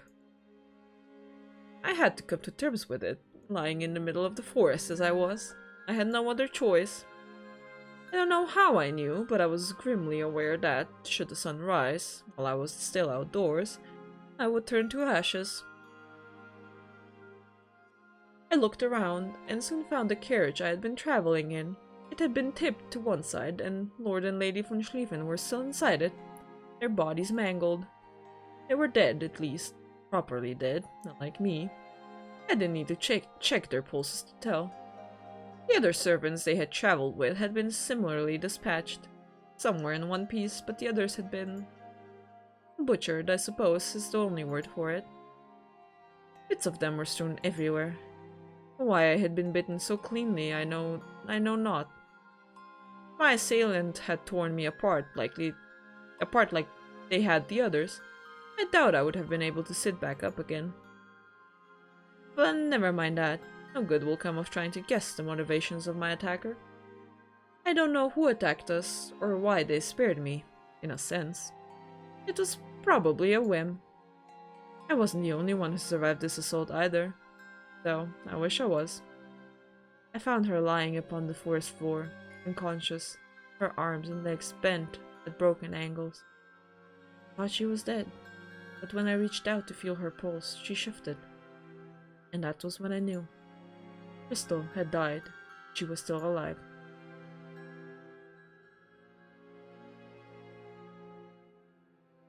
Outside?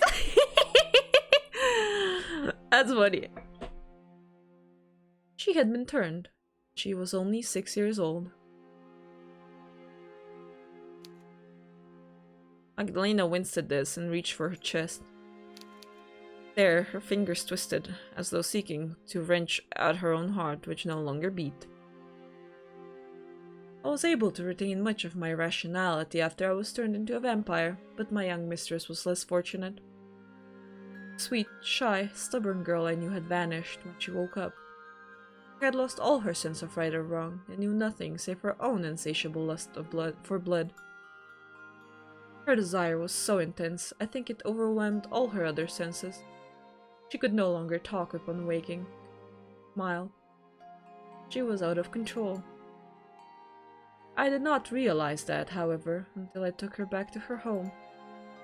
We made it back before the first rays of the sun rose, me carrying Crystal on my back. She had been half asleep as I carried her, had been docile enough.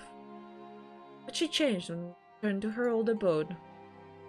There were still servants who resided there to upkeep the place in the von Schlieffen's brief absence. Crystal, deep. Magdalena grit her teeth together. I couldn't stop her. I expected of her. I had no idea what she was capable of such cruelty. I soon learned that I had erred in my judgment, however, when she bore her way through the servants who still resided there. She slipped into their quarters, quicker and swifter than a cat, and she made short work of them. She murdered all the scullery maids in their beds, the housekeeper. By the time I had caught her, it was too late. She had murdered dozens of servants, and she was dripping with gore. There were chunks of flesh beneath her nails, hair, and the smell.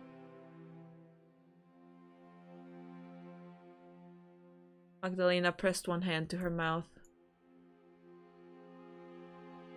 The worst part about it all was the expression of Crystal's face as she carried out these atrocities. She didn't look aghast at her actions, but she didn't seem particularly euphoric either. I'm being really careful with the slang since it can tell you the place someone lives. Honestly, that makes sense. It's pretty similar with dialects here. Her face was just blank, like a slate, and completely empty. The feeling didn't seem to rouse any particularly strong emotions within her. She killed all the same because it was her instincts because it was what her instincts told her to do. Like a rabid animal, she knew of nothing save attacking. She bore her fangs and her claws, and she killed them. All of them. The servants' quarters looked like a scene from hell itself. And the blood!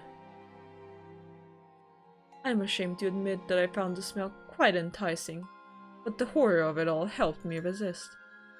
I was no longer a human, but I still possessed my sense of morals. Didn't want to behave as Crystal was. She was a child and had an excuse. I was an adult. I knew better. I'm very new by to Scottish slang, but still I find it so interesting. Yeah! It really is. Oh, thank fuck I don't have the dialect of the place I live. I do, but I would have to speak in Slovene for that. I told myself that I would act better too. I knew I couldn't reintroduce Crystal to polite society, or any society. She was. I was afraid she would harm anybody she came across, so I decided to bind her inside, to her bed, to stop her from causing any further chaos. Then, I devoted myself to finding victims for her, so she would not starve. I had hoped animal blood would be enough to satiate her, but she turned her nose up at it. She would only drink the blood of humans, and it had to be fresh. I had no choice but to kill on her behalf, stain her. I tried to do so without drawing too much attention to ourselves. I've been looking after Crystal for the last century. While Crystal slept, I had a lot of free time, and with it I taught myself to read and how to write. I made use of all the books in the library the von Schlieffens left behind, and with this knowledge I fashioned myself into a lady of sorts. After being a maid for so many years, I think I wanted to act a little more important than I really was. I suppose part of me even believed I deserved to act thus, being a vampire. I was stronger now, after all, than any human could ever dream of being. It was quite a rush, I'll admit, when I slew my first victim for Crystal's sake. It was thrilling, almost, to bring down a grown man with such ease. Part of me took delight in my powers, but another and greater part of me grappled with the cruelty of my actions. I tried to target people who deserved it, like those bandits who pursued you and Henrique, but that hasn't always been possible. I've killed any number of innocents to sustain Crystal. I try to tell myself I'm not like her. I, at least, am rational. But when I consider all the evil deeds I've committed over the years, I have to wonder. Am I really any better than she is? I am a vampire too. When all is said and done, I have died over a century ago. I can play at being human well enough, better than many others of my kind. I do try to remember my manners. Fine clothes I wear are all for show, as is my affected way of talking. Crystal might have been a monster, but she was never trying to pretend to be otherwise. She was too earnest for it. I, meanwhile, gad about as though I'm worth more than I am. As though I'm a real lady. A lady!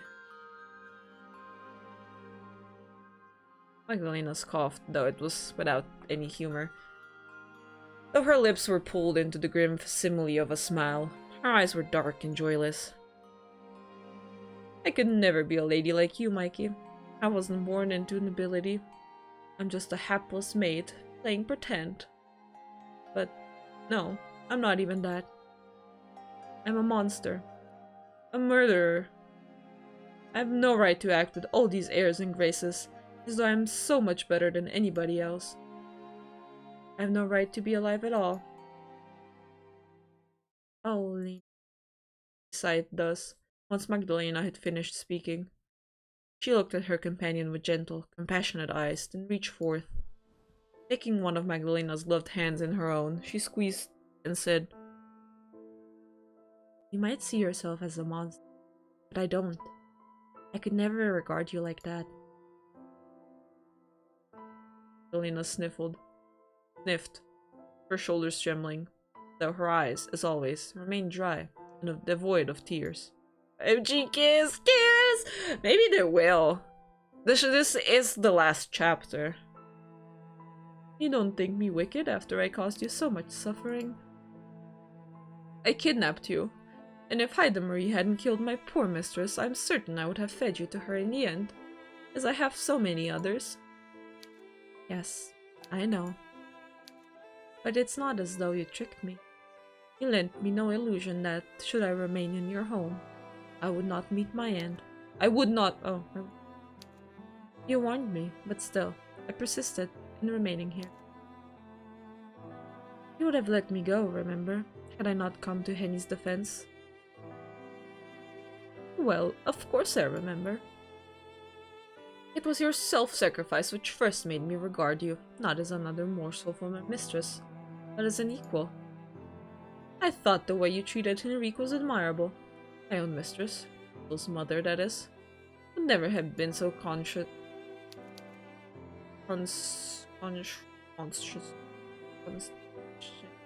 Yes?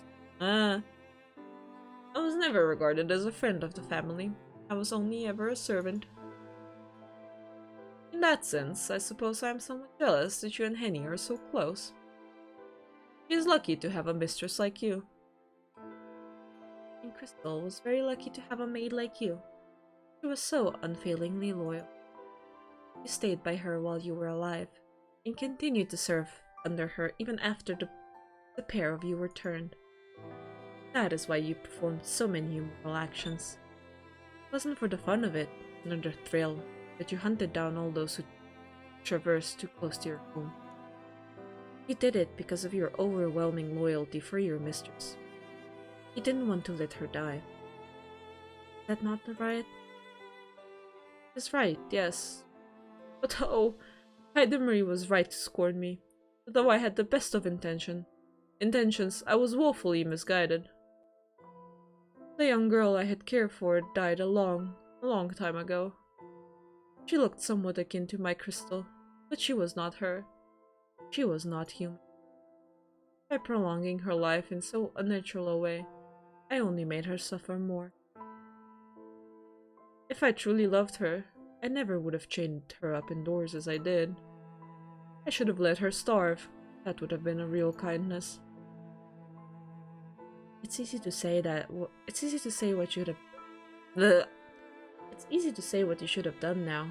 I don't think you would have had it in you. To kill my mistress? Mikey nodded. I know you like to posture yourself as heartless monster, devoid of emotion. But that isn't true. You're far nicer than you appear. You say that you should have let your mistress starve, but I doubt you could have let that happen. You would have felt much too guilty. It wasn't her fault, after all. She was turned. No, it wasn't. You're quite right about that. My mistress was innocent in a sense. She was only a child. I don't think she really knew what it was she was doing. But she was still incredibly dangerous. All the more because she did not understand her own strength. She certainly didn't recognize me after she was turned, though she had always been fond of me when she had been alive.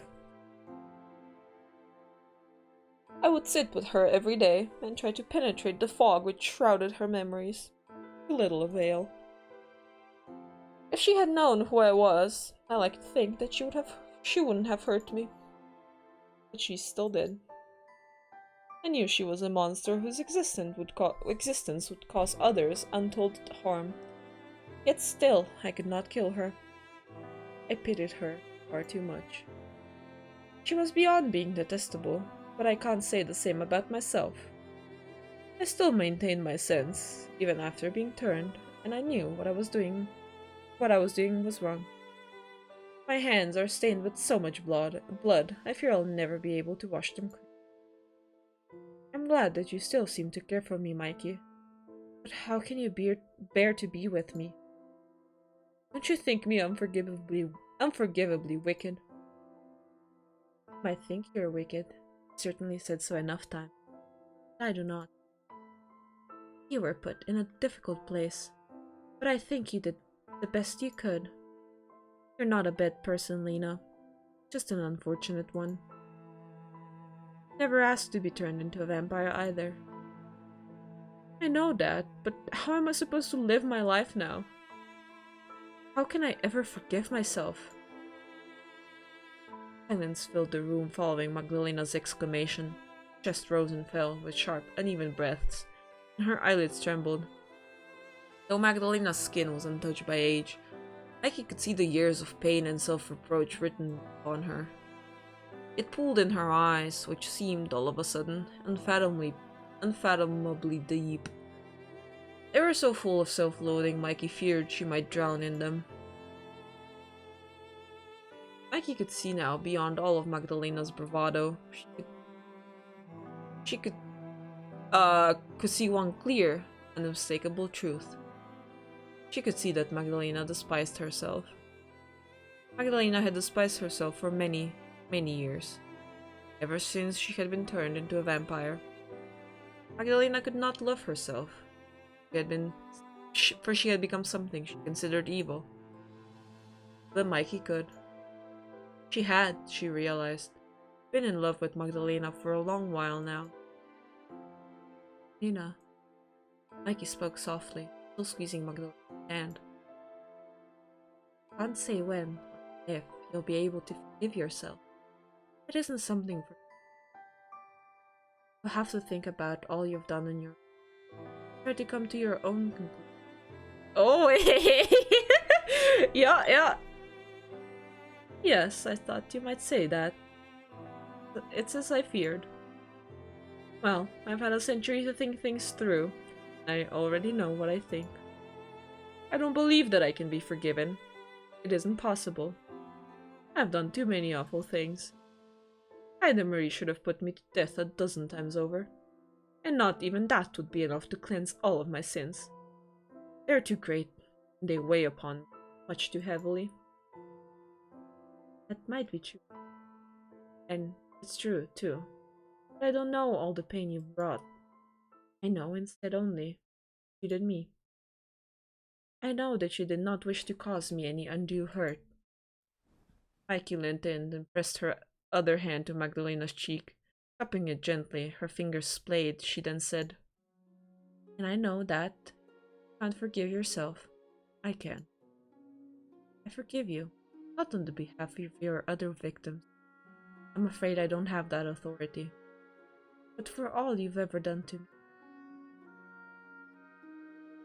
I really mean that. Mikey nodded. I don't hate you.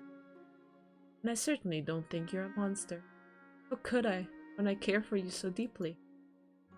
You have come to mean a good deal to me during the weeks we've spent together, and if I'm being honest, I don't ever want to be parted from you. Mikey, oh Mikey. Magdalena sniffled, her pale eyelashes trembling. I don't think I deserve your kindness, nor your fondness. But I'm not arrogant enough to assume I can tell you how to feel, though I know I've often acted like it. Your feelings are your own. If you like me as much as you say you do, then I suppose I'll have to accept it. I don't really understand it, but... A small smile caught the corners of Magdalena's lips, thinner than a piece of sewing thread. I like you too, Mikey. Oh, Lena. Mikey. Mikey leaned in closer still, the inches of space which parted her and Magdalena diminishing with each millisecond. Oh my gosh! I know! There came a brief pause of about a second, like the gap between seeing and hearing a bolt of lightning. Both women stared at one another. They swallowed, as though in unison. Then they shifted. We got the same picture again! It was Mikey who moved first, but Magdalena soon followed her lead. Bridging the infinitesimally short space between them, they parted their lips, then pressed their mouths together. It was a very soft, gentle, tender kind of kiss, different from the one they had shared before, after Magdalena had drained Mikey of her blood. This was a kiss born, not from fear that soon their acquaintance would end, but from hopes, tentative though they were, for the future. The kiss lasted only a few moments, but might have endured for longer, both women not being interrupted by the sound of a startled gasp. Oh my! Henny! Mikey and Magdalena pulled away, Mikey blushing abashedly to glance over at the doorway. There, Henny stood, her eyes wide, frozen like a figure in a photograph. She was almost grey-faced enough for it, her fingers curled about the door handle.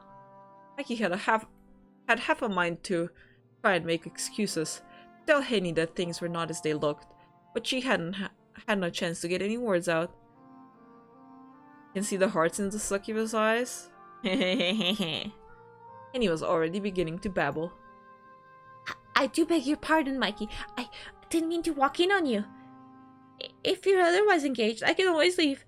I'd hate to intrude. I can tell when I'm not wanted. What? No, Henny. Mikey frowned, her perplexity overcoming her embarrassment. Of course you're wanted. I'm always happy to see you. You don't need to apologize. Are you sure? It seemed like the pair of you were, rather busy. Not that I can blame you for it. Not had a chance to be alone in quite a while. I'm sure Magdalena is pleased to see that you've recovered. It's only natural that you would want to celebrate. Though I must admit, I'm somewhat surprised to discover how close you are. That isn't to say I'm judging you for it, though. I'm happy, in fact. You are? Of course. I think it's a wonderful thing that you care for Magdalena so much. It doesn't matter to me that she's a woman, or even that she's a vampire. You've always been such an individual, Mikey. It makes sense that only an unusual person could win your heart. Not that I mean to insult you, of course. That's alright. I know that I must seem awfully unusual in the eyes of you humans. I cannot blame you for being surprised at Mikey's... how shall we term them? Elena smiled, eyes crinkling. Affections, let us say, towards me. In fact, I'm rather surprised at it myself. I did not think, when first I imprisoned her, we would ever become so close. She is rather unique, though, as far as young ladies go. She's not at all like the prim, prissy young madame I once believed her to be. Any disappointed that she can't join in? Yeah, pretty much! Oh yes, my Mikey's always been unique. She used to get into all sorts of scrapes when she was young. Her mother would almost hit the roof, she would, at some of her stunts. I can well imagine. Magdalena tittered and, glancing at Mikey, began to toy with a few loose locks of her hair. Were you a naughty girl, Mikey? As a child, maybe. I fear Hen is misrepresenting me, though. I stopped acting half so wayward on my 13th birthday. I thought I ought to start acting more like a young lady, and if I'm being wholly honest, being scolded so incessantly by my mother began to grate on me. Henny, it should have been me, not her. Maybe, even though the game's not really going in that direction. I thought my life would be easier if I changed my attitude. But it didn't make me happy. Yes, you had mentioned your mother sounded rather overbearing. She was very overbearing. She decided every aspect of my life, it seemed. Sometimes I felt I could not even sneeze without her permission. As is often the way with nobility. Mikey has two hands, that is true. But I think both of them will be busy on Magdalena. I know of it well, having much experience with the elite. I was often punished. It was quite tedious being forever at the beck and call of my so-called superiors. I was at my mother's beck and call too, despite being her daughter. I was supposed to be a lady, but I felt more like a servant. I think I might have had some less freedom than Hen did. My mother decided what I wore, and what I ate, and when I slept. And, as if that weren't enough, she also meant to decide who I would love. My poor mistress. I know you never cared much for Gerhard, and after spending so much time in his venerable company, I can see why. The man is an ass.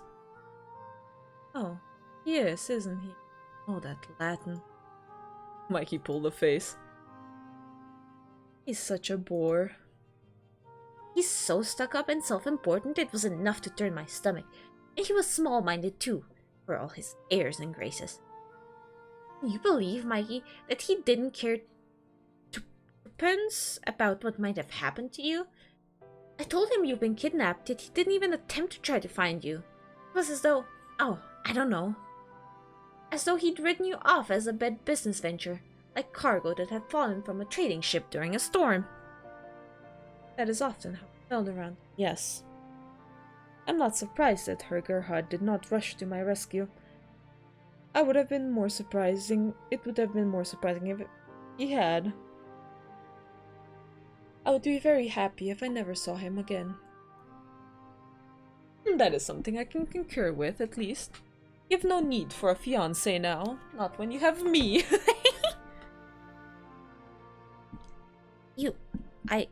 Oh my. Penny's face, which had begun to cool during her indictment of Walter Gerhard, now began to color anew. Pair of you certainly are close, aren't you? That kiss ought to have given it away, I suppose, but, well... Peek! I think indeed. A marriage proposal? Yeah, she kinda implied it there, huh? You don't need that fiancé, you have me for that. This is an awful lot for me to come to terms with, though I suppose it's nothing so very scandalous, now that I know vampires exist and miracles. And I think about all of that, I don't suppose it should be too surprising that two women might fall in love, just as a woman and a man might. I'll admit, I've never given it much thought myself, but if you two are happy, who am I to judge? I might have kidnapped my Mikey Magdalena, but you've certainly been more attentive to her needs than her so-called fiancé. At the very least, you seem to care for her. Oh, you needn't worry about that, Enrique. I care for your Mikey a good deal.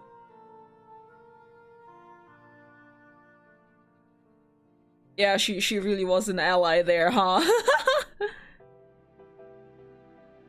Might have done many wicked things in my life, but I am not devoid of feeling. And neither am I impervious to love. I've been alone for a very long time, but Mikey had stolen my heart. Lena. It isn't much of a heart, of course, given it no longer beats. But, for what it's worth, my feelings are sincere. I really do love you. And I you. I promise you that. And I'm very glad to hear it. Your relationship might raise a few eyebrows, but I don't much care about that. I'd rather you be happy, Mikey, than correct. Correct? Yeah, then correct. What is correct, anyways? Why, I'm starting to think all these rules and customs are made up just to give us little folk, and us larger folk too, our hoops to jump through. Why can't two women be in love if that's how they feel? I, for one, think the world could use more love, not less. Feelings such as this should be celebrated. Penny. Mickey smiled, touched at her maid's impassioned words. Thank you for being so understanding. I'm not sure what I would have done if you'd rejected me. As if I would. I hope you weren't worrying about that, Mikey. What a waste of time if you were. You should know by now that I'd never judge you or desert you. Why, I spent the last few weeks out of my mind with worry, scrambling to save you. Your fiancé, ex-fiancé I should say, threatened to have me thrown in an asylum for worrying about you too much. Oh goodness, he didn't, did he? Oh, he did. Not just once, but twice. He said he was concerned about my safety, but I don't believe a word of it. He just wanted me out of the way. Bah! And he turned and spat upon the carpet. Let's not talk about him no more. It's not like we'll be seeing him again. And good riddance, I say. I've had enough Latin to last me a lifetime. Mikey began to giggle at this, as did Henny. Magdalena, who had not had the pleasure of meeting Walter Gerhardt, was less amused, but smiled still to see Mikey so happy. Once this moment of excuse me. Once this moment of merriment passed, Henny folded her arms beneath her bosom and said, Now, it is all well and good saying what we won't do, but I'm starting to wonder about the future. Do either of you have any plans? You don't intend to stay in the forest, do you? In this house? Oh no. I have no fondness for this place. I've never liked it much when I worked here as a servant, and I like it less now that I've been incarcerated here for over a century. This place has always felt like a prison, despite being so grandiose. It's much too big for its own good and almost impossible to clean. It's practically falling apart about my very ears. You're not wrong about that.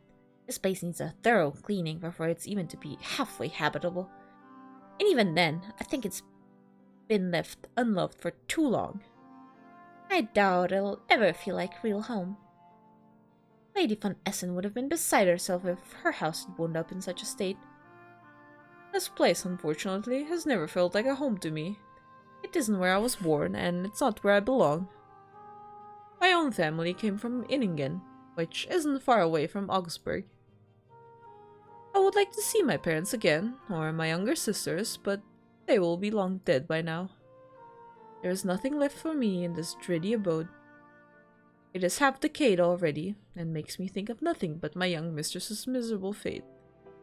There is nothing for me in Inningen either, though, nor in Augsburg.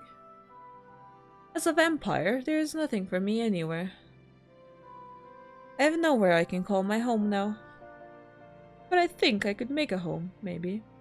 I could remain with Mikey, and perhaps I could even be happy.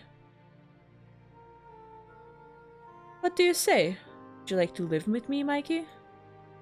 I, at least, would never make you work on your embroidery, like your mother, and I wouldn't try to marry you off either. You could read all the books you wanted. I wouldn't chastise you. Oh yes, I would love that. Where would we go? How would we live? I'm not wholly sure, but I have a few ideas. Deprecated though this abode is, and crumbling with age, its rooms and halls are full of valuables.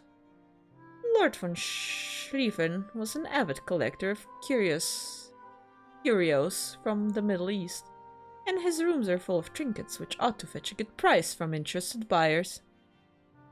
I think if we were to sell a lot of these old bits and pieces, we would be able to embark upon a new life together with minimal difficulties. As for where we will go, I am undecided, but perhaps we needn't settle on a location right now.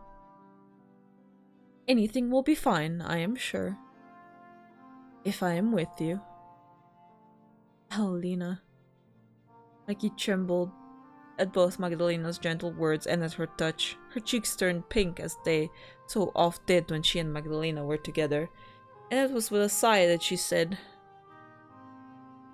I want to stay with you. I want to stay with you too. There's nothing I want more. And me. You need a hand hawking your wares, then please, make full of use of me. My father used to sell his wares all across the country. I used to help when I was younger. I'd be more than happy to ferry your bits and pieces to Augsburg if you need an extra pair of hands. And when you've gathered enough funds, I'd like to move away with you. Henny just inserting herself into the family. I wouldn't get in your way, of course. I'd give the pair of you some privacy, but I can't bear to be parted from my Mikey, not when she's such a good friend to me. Can't we stay together? Oh, of course we can. I don't want to be parted from you either, Hen. Unless she's a goat, yeah. Mikey paused to look at Magdalena. You have an issue with that? With Henrique? Magdalena smiled thinly. I might be a little jealous, maybe. But no, I would not mind it. I would appreciate her help if she's willing to offer it. Shifting all the valuables from this old pile will be quite a task. I don't know if I'd be up to it on my own. You won't be on your own. I can work as diligently as a cart horse, or so I've heard. And I'm no stranger to menial labor. Let's do that then. It sounds a wonderful plan. If I was on my own. Oh, if I was on my own, I doubt I'd have much of a future. I wouldn't know what to do with myself. Perhaps I would fall afoul of one of the church's executors on purpose, so that I might be granted some rest. I've spent all my afterlife caring for my young mistress. I always feared that, without her, I would be lost. But now I know that isn't the case. I have found an unlikely friend in you, Henrique. And even a more unlikely lover in you, Mikey. And who knows? If I stay with you, even a monster like me might be able to be happy. Damn! The end!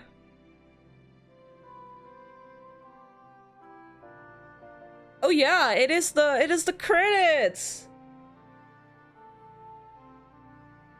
Oh my god! Damn, they were yapping so much there at the end. Oh my god. Let's see if I'm clapping. Yeah.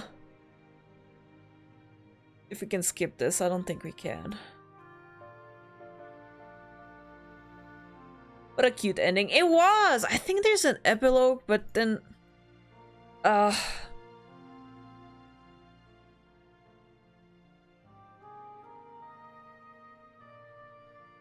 am quite tired, so I'm not sure. Let's go! That was actually so nice. It did end really nice. Yeah, there we go. Epilogue, Sunflowers in September.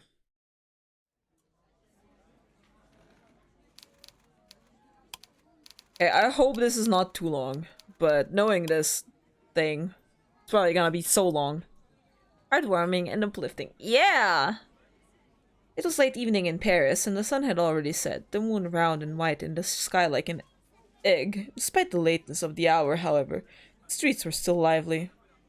4-hour epilogue. I'm not doing a 4-hour epilogue. Carriages went up and down the cobbled streets, the horses' hooves striking the ground at irregular intervals, while the vast wheels of these lumbering vehicles rumbled like thunder. It was always busy in Paris, or so Mikey had discovered, rain or shine, day or night, especially in the Avenue Montaigne, which was full of expensive shops which catered to the most privileged of customers. Oh, it'll be 2 hours. I cannot do that. Whew. Theater goers and opera enthusiasts strolled past Mikey, their fashionable hats and coiffured hair illuminated by the street lamps. Their servants hurried in their wake, carrying boxes and bags in their arms from a day spent shopping. Young girls, meanwhile, some of them not much older than 10 or 12, tried to hawk various goods to those who passed, roasted hazelnuts, and molting daisies picked from the roadside. Most of the passers-by ignored these street sellers, but Mikey was less cold-hearted. She paused by one such flower girl, a particularly young thing with dark hair and fair skin who looked eerily like Magdalena's departed mistress, with a furrow upon her brow. Mikey had lived in Paris for well over a year, and had begun to feel almost at home amongst its streets. The stark disparity between the rich and the poor did weigh upon her, however. Mikey could not help but feel for the girl, especially when she herself was wearing such finery. It was cruel to simply... this is whatever, I'm skipping this. Never mind, I'm going back. It seemed cruel to simply walk past her, but there were so many similar children in Paris. Mikey knew disturbing. A handful of coins here and there, distributing a handful of coins, would have little tangible benefit. She paused a few moments, perturbed when... Wow, the way she's dressed! Here you are, young mademoiselle. You do keep the change. It's well deserved, for these flowers are so very beautiful. Magdalena approached the dark-haired girl, handing her several coins from her pocket with flourish. Wow, I know, right? I know, right? It seemed Magdalena shared Mikey's sentiment about the poor girl. Had she, too, seen the resemblance to Crystal in her pale, almost sallow skin and her dark hair? Mikey wasn't sure, but Magdalena seemed to be rather enjoying her role as the girl's benefactress. She beamed, now resting a gloved hand upon the girl's head, and said, "In exchange, would you mind giving me your finest bloom for my fair lady? Please give her something which would set off her lovely red hair and her lovely blue eyes." My gay ass brain is going overtime right now. I want my lady to look her best. Oh, yes. The young flower girl, who seemed to be about 12 or 13, older than Crystal then, giggled, then reached into the wicker basket which dangled in the crook of her skinny arm. She rooted about inside the basket, shifting her flowers aside, probably ill-gotten blooms snaffled from some noble woman's front garden, before she drew from within its depths. Et voila! 2 sunflowers, larger than the other blooms in her basket, and quite magnificent, with twin riots of bright yellow petals. So pretty indeed. These sunflowers were large enough to be ostentatious, but Magdalena didn't seem to mind.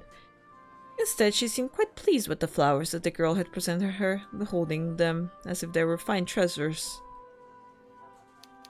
made of solid gold. She beamed, though not too widely. It wouldn't do to startle the girl with her sharp incisors, and said, "Thank you kindly, mademoiselle. You're too kind. I'm sure my lady will look wonderful with these." Oh, I'm sure she will. There's no way she won't, kind mademoiselle. Not when she's so pretty. These flowers will suit her to a T. And thanks again. God bless you. Oh. Magdalena paused, standing by roadside as the flower girl took off, practically beaming from ear to ear. Her sweet, well-meaning appellation "God bless you" must have struck a chord, because Magdalena looked quite bemused. She blinked beneath the brim of her hat, holding the stems of large sunflowers between her gloved fingers. Hands. Mutely, she looked at the crowd, which seemed to... I'm so sorry! Into which the flower girl had run, her hair shifting in the breeze. Then she frowned. Would God bless me, I wonder? Often, I feel as if he had forsaken me, but... Lady Magdalena. Henny, who had been walking apace with Mikey, hands laden with various boxes from their latest shopping excursion, now paused. Are you alright? You look very deep in thought there. What? Magdalena blinked, like one awaking from a long dream, and shook her head. Faintly she smiled, a smile quite unlike any of the smiles Mikey had been seen from her during her sojourn in the Von Schiefling's old tumble-down manor in the depths of the wood. Then, in a light voice, she said, "Never mind me, Henny. I feel perfectly fine." Are you sure?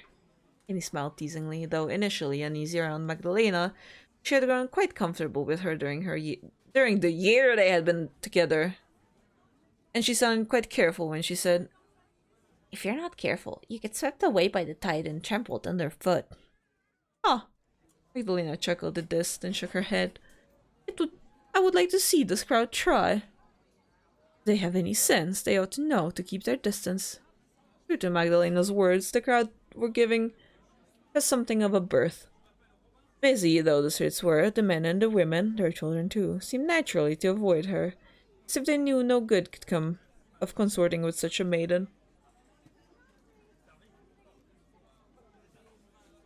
And though Magdalena was short of stature and rather skinny, she exuded a sort of aura which seemed to render most people uneasy. Was it her red eyes, perhaps, or pale skin? Mikey was unsure, but it did make shopping easier than it might otherwise have been. And they were never jostled when they went to the opera either. Flower Girl earlier must have been made of unusually stern stuff if she had not been perturbed by Magdalena. That, or she had been desperate for gold coins, she hadn't much cared about how sinister she was. Well, true enough. We've not had to worry about pickpockets with you around. But you really shouldn't stand out like that. You aren't feeling unwell, are you? I'm quite alright, thank you. I fear the street is too crowded for my liking, however. It is much too noisy. Let us depart for now. I could use some quiet. Magdalena turned, Mikey and Henny following in her footsteps. The trio of women left Avenue Montaigne, which was busy at all hours, and retreated to the riverside, the quieter part of Paris, where there were fewer opera enthusiasts and self-styled gentlemen. Sounds of the carriages faded away to be replaced by the running of the water, squirt and quacking of the nearby ducks. It was even darker now than it had been, and the sky was a rich navy blue, a tapestry of stars which fringed in an all-seeing moon. The moon's light caught in Magdalena's fair hair, but it seemed to shine like silver, obscure though it was beneath the brim of her hat. Magdalena rarely went outdoors without a hat, even this might have been an unnecessary precaution. She took care never to leave the house when it was too light, and it was too bright. Oh shit, my model's doing a weird thing. Mikey sometimes found it unfortunate she could not promenade with Magdalena during the sunlight hours, but she had never once begrudged Magdalena for it. She enjoyed going outdoors with her partner when the sun was beginning to set, when the cool, crisp breeze was full of secrets and the grass seemed to shiver as it awaited the dawning of a brand new day. Oh my god, look at Mikey! She has Magdalena's necklace! Free from the crowds, Magdalena turned to Mikey. Then, very gently, she smiled. She stepped forth, one of the sunflowers in her hand, and threaded it through Mikey's copper hair, a delicate gesture which made Mikey shiver. OMG, yes! Oh my wow, what a gorgeous couple. I know! The art is so good. Magdalena beheld Mikey, her red eyes full of some emotion Mikey could not quite place.